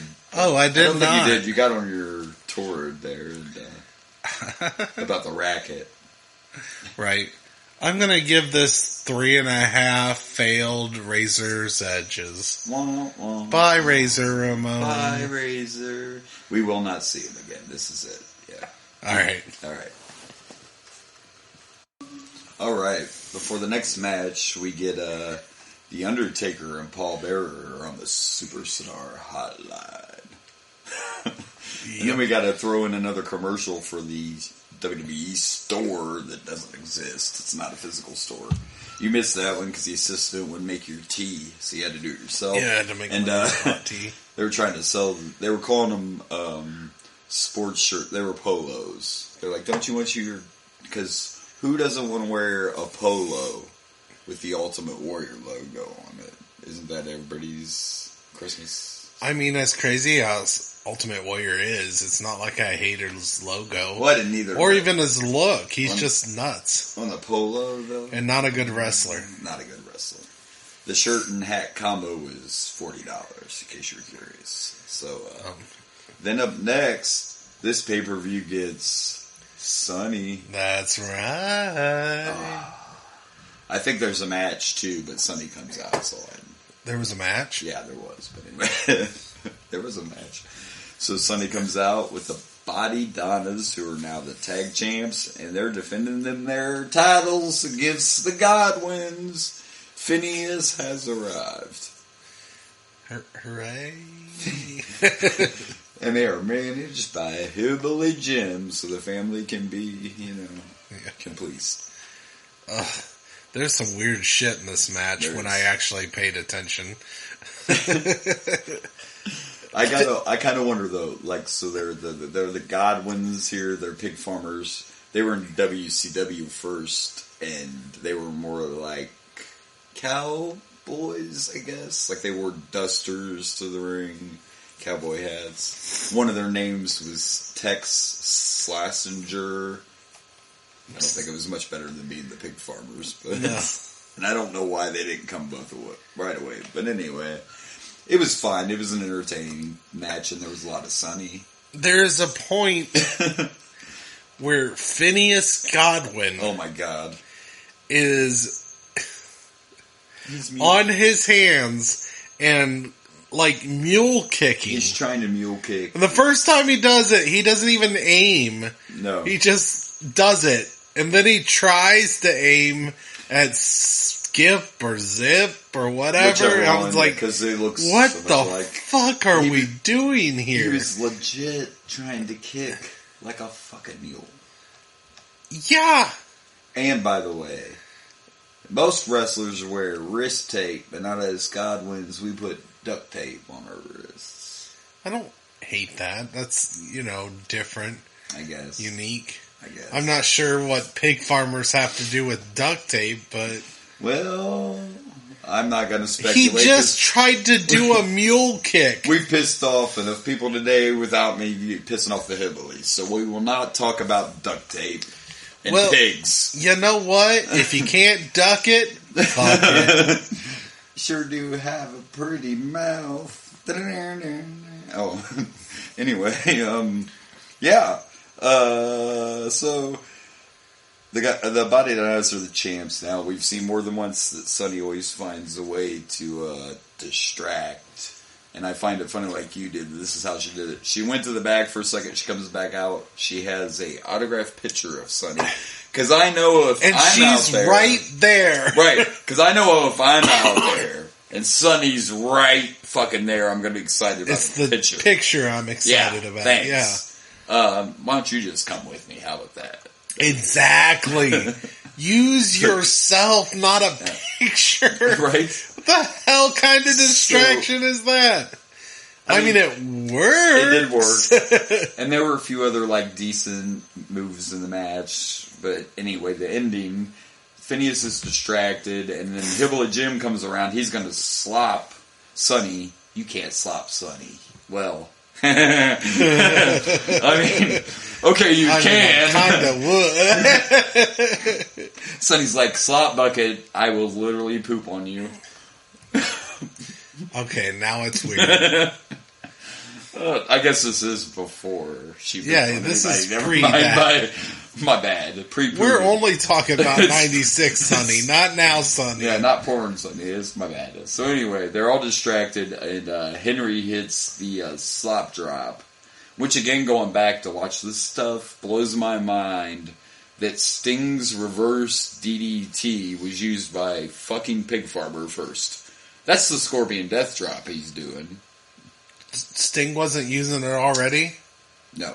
Oh yeah, because he's not Crow Sting yet. Time. Yeah, so it's kind of crazy that Henry Godwin was using it first, but no one cared because you're a fucking pig farmer. Because yeah. Anyway, while they're all distracted, he hits the slop drop on Skip, but no one's looking, so Zip slides in and does the old classic roll up because Godwin didn't realize they switched and the match is over. So, but do the Body Donnas really look that much alike? It's the Goldberg-Austin thing, Yeah. There was Skip, and then there was Skip on Wish, I guess. But it's Chris Candido and Tom Pritchard. They don't look that much alike. They just both have blonde hair, but whatever. It was what it was, but it had Sunny.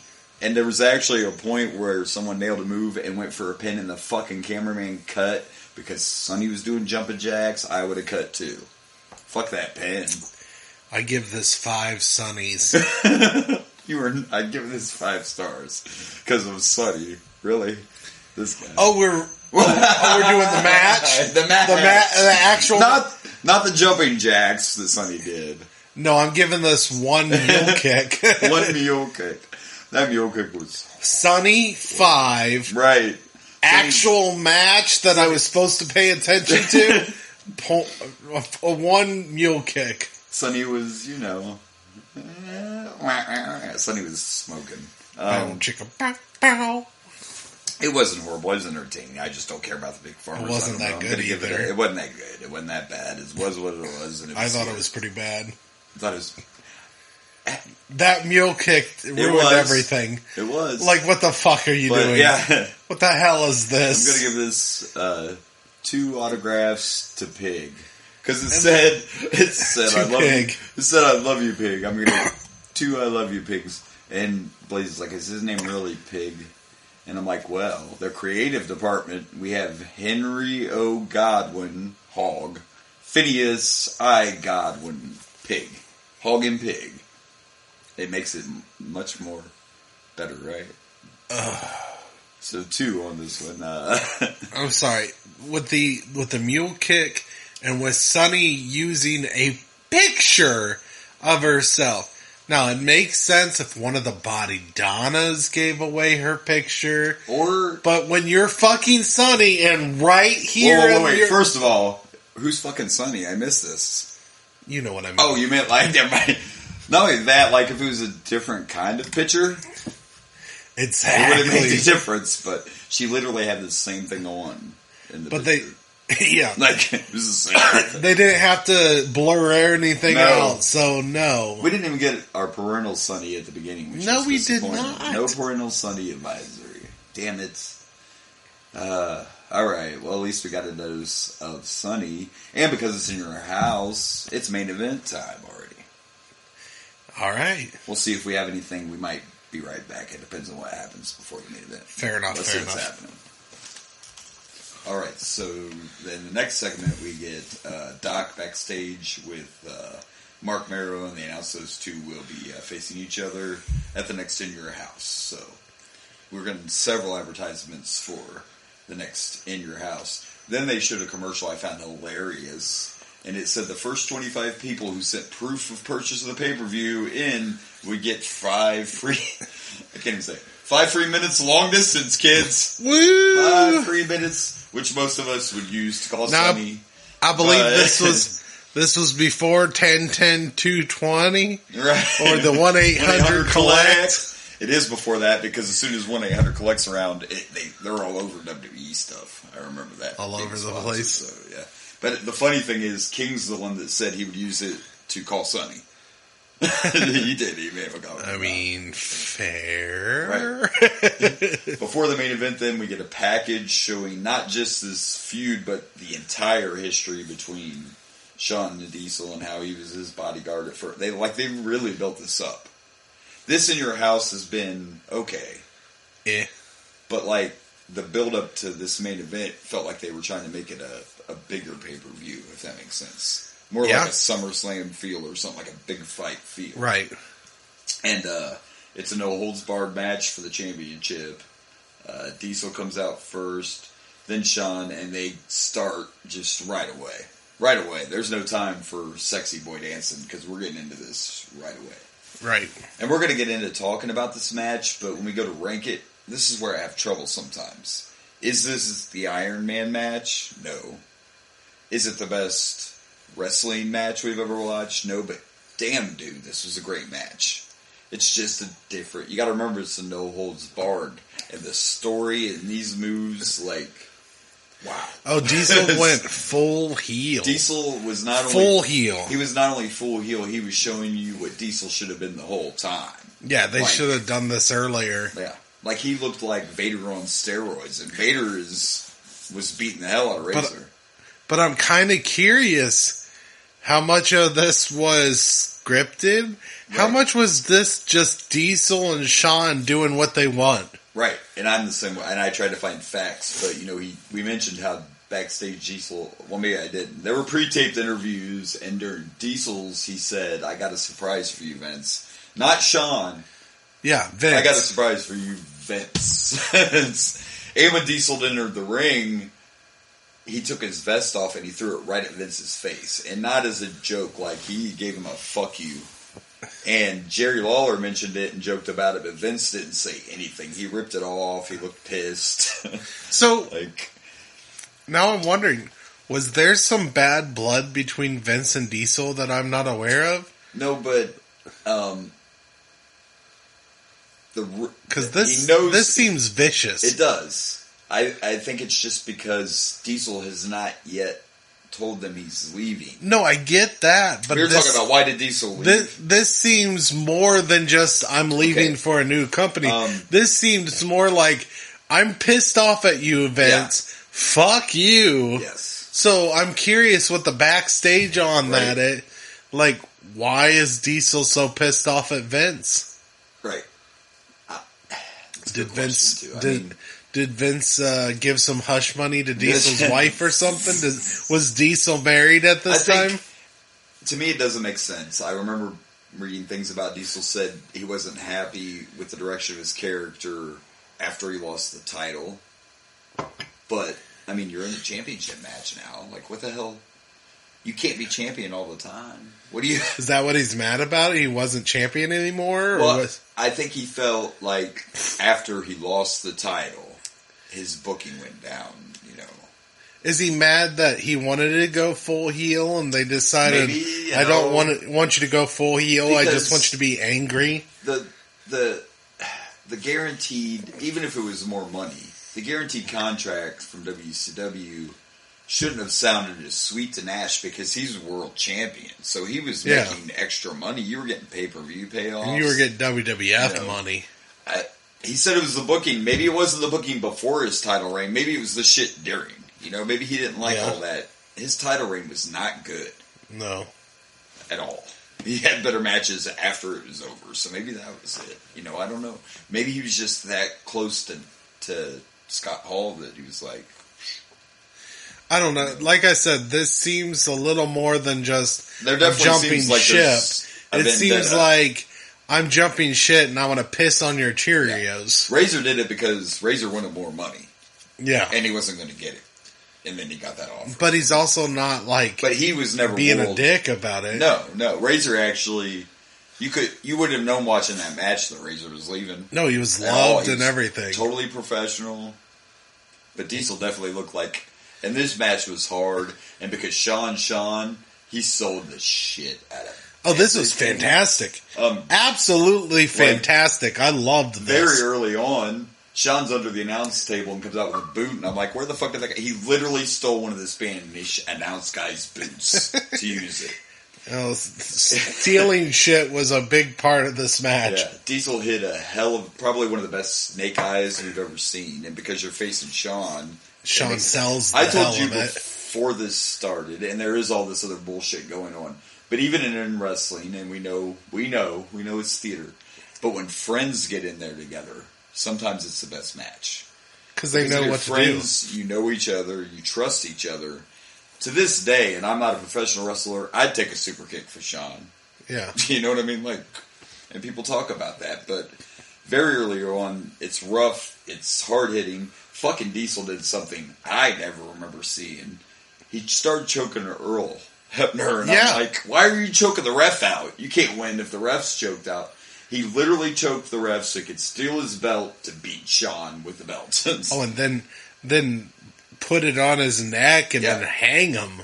And before he hung him, what I pointed out was, like today, if someone used, and even back then, if someone used a cable or a belt or whatever, they would kind of like half wrap it around and then use their hands to hide, so you couldn't see the neck.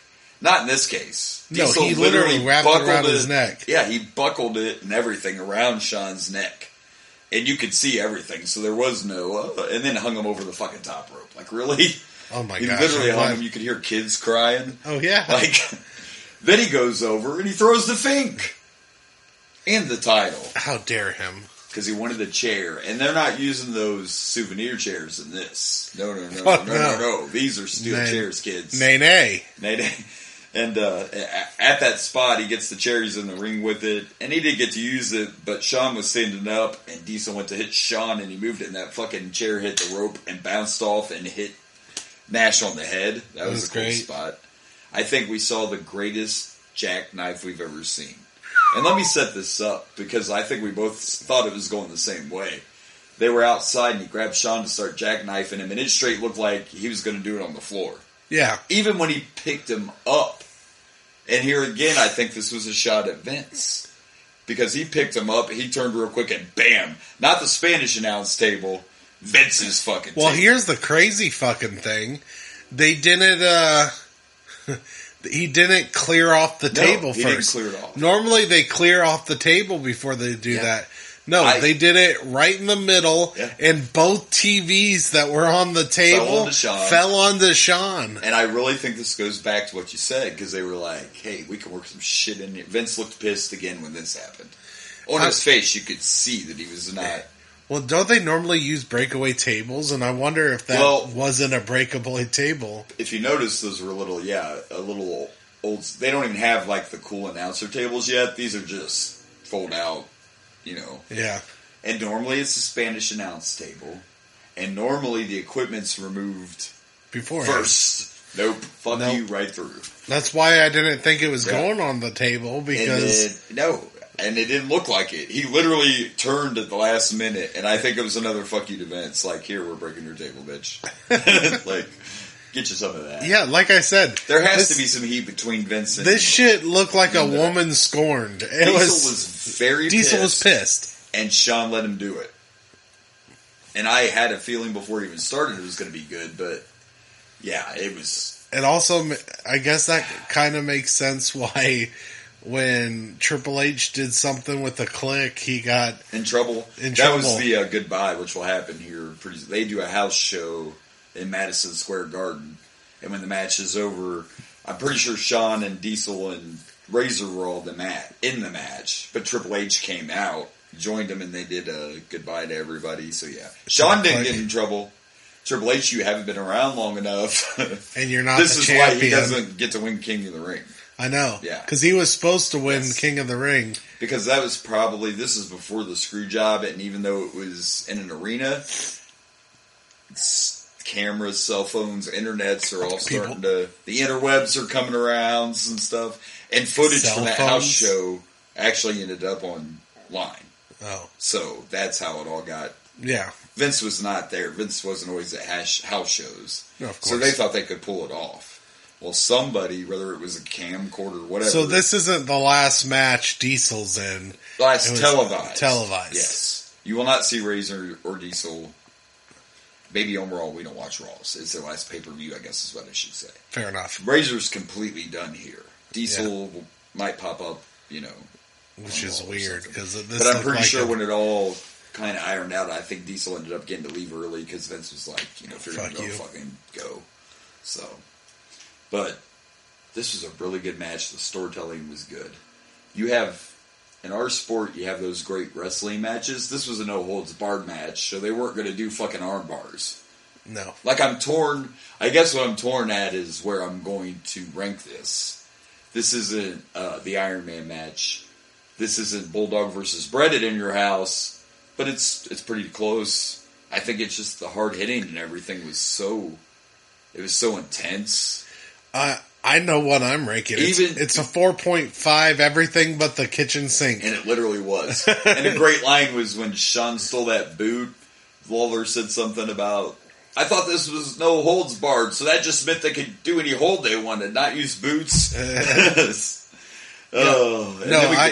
he already ranked it, but we haven't brought up the finish and the great extra help yet. Oh my gosh. So we have Mad Dog Vachon at ringside, which is Luna Vachon's dad, for those of you we may not know either one. Anyway, ex-wrestler, I don't remember if it was a motorcycle wreck or a boating accident, but he lost part of one of his legs and has a prosthetic. Diesel went out there, threw the fucker on the floor, stole his prosthetic leg, and was going to attack Shawn with it. I forget how Shawn got it away. Shawn somehow... he gave him a low blow. I think he gave him a low blow. I think he did, yeah. Yeah, that was the Shawn low blow. He dropped the prosthetic, and then Shawn picked it up, and then tuned up the prosthetic band. Yes, he did. Yes, he did. He knocked Diesel down with that prosthetic leg, and then hit a very good Sweet Chin music. It was over. Diesel sold the shit out of the Sweet Chin music. But like when Shawn went through the table, Vince was out there, and he was yelling, "It's over! Just quit!" Diesel's trying to pose with the title, and the ref's like, dude, it's not a last man standing match. We haven't even had one of those. Like, you got a fucking pin. Right. But I think I'm with you, and I'm going to go with 4.5 prosthetic legs. I came this close to making this a 5. And that's where I told you I was torn. Like, I almost felt like it was a 5. It may not be the best wrestling match, but it's everything. But else. It was a very entertaining match. It was fantastic. The storytelling, they were the fact that Diesel was pissed for some odd reason. I don't know why. Very angry, very huge heel. Shawn's the smaller champ, the new guy. Yeah, it was a great match. It was real close to a 5. I was right on the edge with that one for sure. Same, but I went with 4.5 because you're right. There are. I mean, we had the Iron Man last week. But we haven't got to him yet, but I will tell you when we get to our rankings, that one match helped this be higher up on my rankings, just with that main event. This was close to the bottom until that match, I don't know. I have no idea where I'm going to rank this, but we'll see. Did. I'm on my game. But before we do that, we got matches to pick. I think we all know what the next match, verse pawn is, but I don't know. It's suspense. favorite match of the night. All right, well, this was almost a close one. I was that close to Warrior and Goldust. I'm just joking. Hands down, easy. Diesel Shawn match of the night. Diesel Shawn was definitely. They stole the show. Yeah. Not that they were the main event, so I guess they didn't steal the show. But they did. They took it from an average pay-per-view to another level just from that one match. So yeah. Yeah, match of the night, hands down. Nothing to see here. We're done. We're done.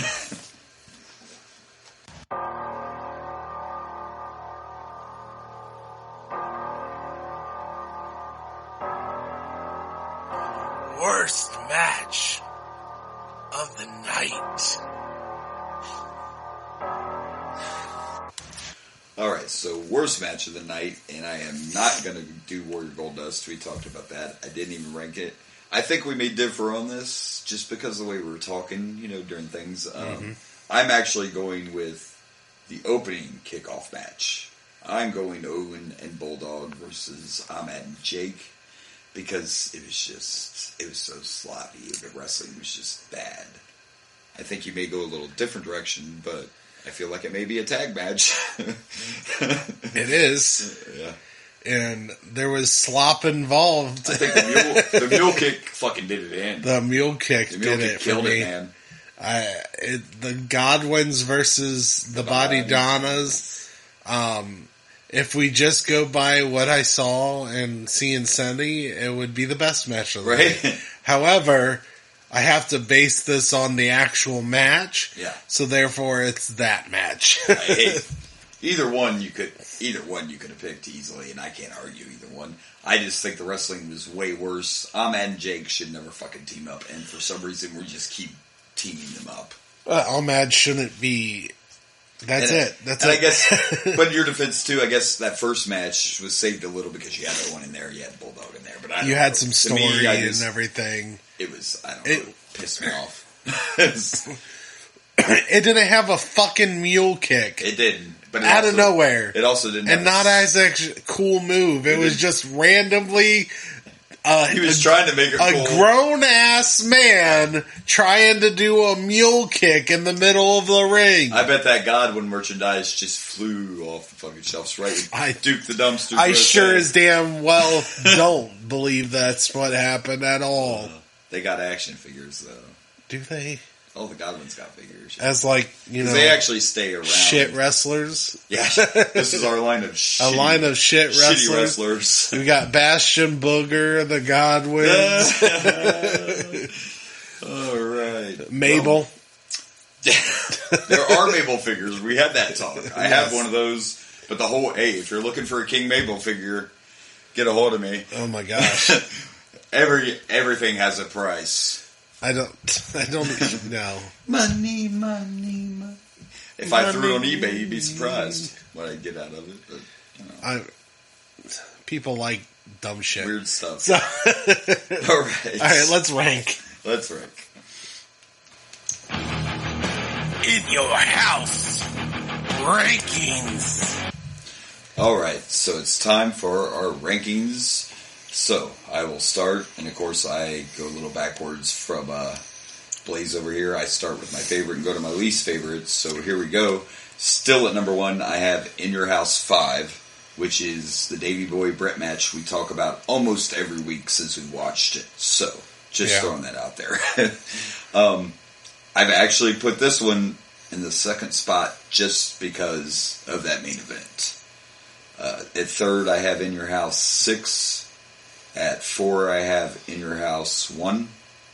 5, I have In Your House 2. 6, I have In Your House 3. And rounding it out, at 7, I have In Your House 4. Okay. I think mine is going to be kind of similar to yours, actually. So for 7, I have In Your House 4. Oh shit.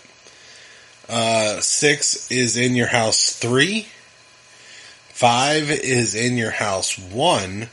4 is In Your House 2. In third place, I have In Your House 7. Okay. then 6, and my best one is 5 because So we're similar. That match was amazing. It was amazing. I feel like, we get up here a little bit because we're about to get like Stone Cold and stuff, so maybe 5 is going to get knocked off. But right now, yeah, you can't touch that. Not at all. I would have considered bringing this up higher or lower. Right. If you take away the main event, it would have been lower. If you had a better overall card, it might have been best. Yeah. Even with Possibly. the great match between Bret Hart and British Bulldog. I mean, because I put it all the way up to 2 with just that one good match. So if they would have had like one more banger in there, it's just, is that what the kids say? Nothing else was banger. Nothing else was all that great. No, but it was okay. It was horrible. We've seen worse. Have you seen WrestleMania 11? That's fair. Is that not still the worst thing we've watched? That's pretty bad. I think so. It was pretty bad. It shouldn't be a Mania. All right, well, we've picked matches. We've ranked. Are we ready to plug? Don't let me forget anything. I tend to forget stuff. We ranked our matches. Mm-hmm. We ranked our in your houses. Uh-huh. We picked our worst, and we picked our favorite. So I think we're good. Okay. I think we're ready to say, plug these pluggables. All right. You can find me on Dragon Blazer Productions on Facebook, Instagram, YouTube, and TikTok. You can find me on Dragon Blazer Pro on Twitter. And you can also, we have the YouTube page, the Boomer and Blaze. Yes, check out the YouTube channel. In all seriousness, I give them a lot of shit. The Blazers work very hard on this YouTube channel, and it's very entertaining. We're also getting some more new, like, this guy's so good. I love all our new little, what do you want to call them? Photoshops for our shows and stuff. Yeah. There's some good stuff. You'll see him if you check us out on the TikTok at Boomer and Blaze Show. You can follow us on Instagram and Twitter at Boomer_Blaze. And, of course, we have the Boomer and Blaze Facebook page. And if you want to send us some email, boomerandblazeshow@gmail.com. Let's say happy holidays and Merry Christmas again, because this is it, right? Happy Hanukkah, happy Kwanzaa. I was about to do the same. I'm missing something, right? Kwanzaa, Hanukkah, Christmas, Merry Christmas. Yeah. If you're atheist, hello, good day. Yes. Good day. Whatever you choose to celebrate this time of year, happy holidays is what we'll say. Absolutely. Next week we have another In Your House, and this time it's Beware of the Dog. So I bet the Bulldog's involved. I'm guessing. It's very possible. If you were buried with a dog. Yeah, it's very likely. Until then, thank you for joining us. This has been the Boomer and Blaze Show. I am Boomer. And I'm Blaze. And good night from Dragon Blazer Studios.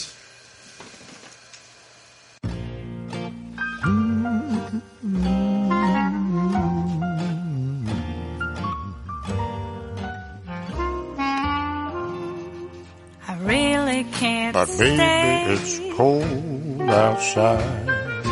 I've got to go away. Baby, it's cold outside. This evening has been hoping that you drop in. Very nice. I'll hold your hands, they're just like ice. My mother will start to worry. Beautiful, what's your hurry? And Father will be pacing the floor. Listen to that fireplace roar. So really I'd better scurry. Beautiful, please don't hurry. Well, maybe just a half a drink more. Put some records on while I pour. The neighbors might think, baby, it's bad out there. Say, what's in this no drink? Cabs to be had out there.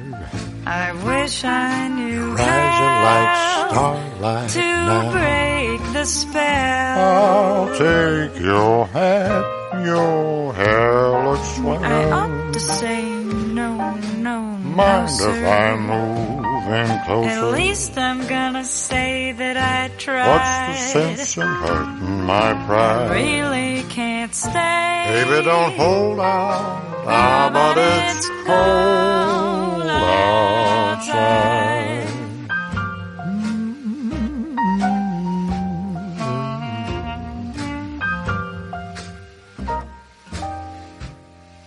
I simply must go. But baby, it's cold outside. The answer is Baby, no. it's cold outside. This welcome has Lucky that been you so dropped in. nice and warm. Look out the window at that My storm. sister will be Gosh, suspicious. your lips look delicious. My brother will be there at the door. Waves upon tropical shore. My maiden aunt's mind is vicious. Oh, your lips look delicious. Well, maybe just a cigarette more. Never such a blizzard before. I've got to get home. Baby, you'll freeze out there. Say, lend me your coat. It's up to your knees out there.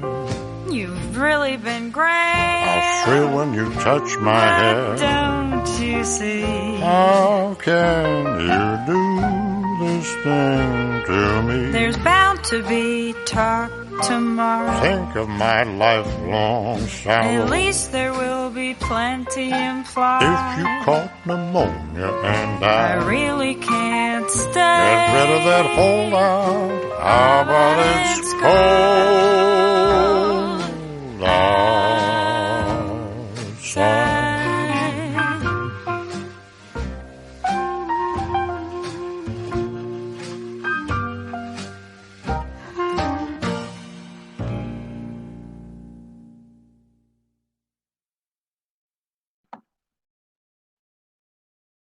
Hey everyone, this is Blaze from the Ragin' Blaze and the Boomer and Blaze Show. Thank you for watching. Please like and subscribe for more wrestling content.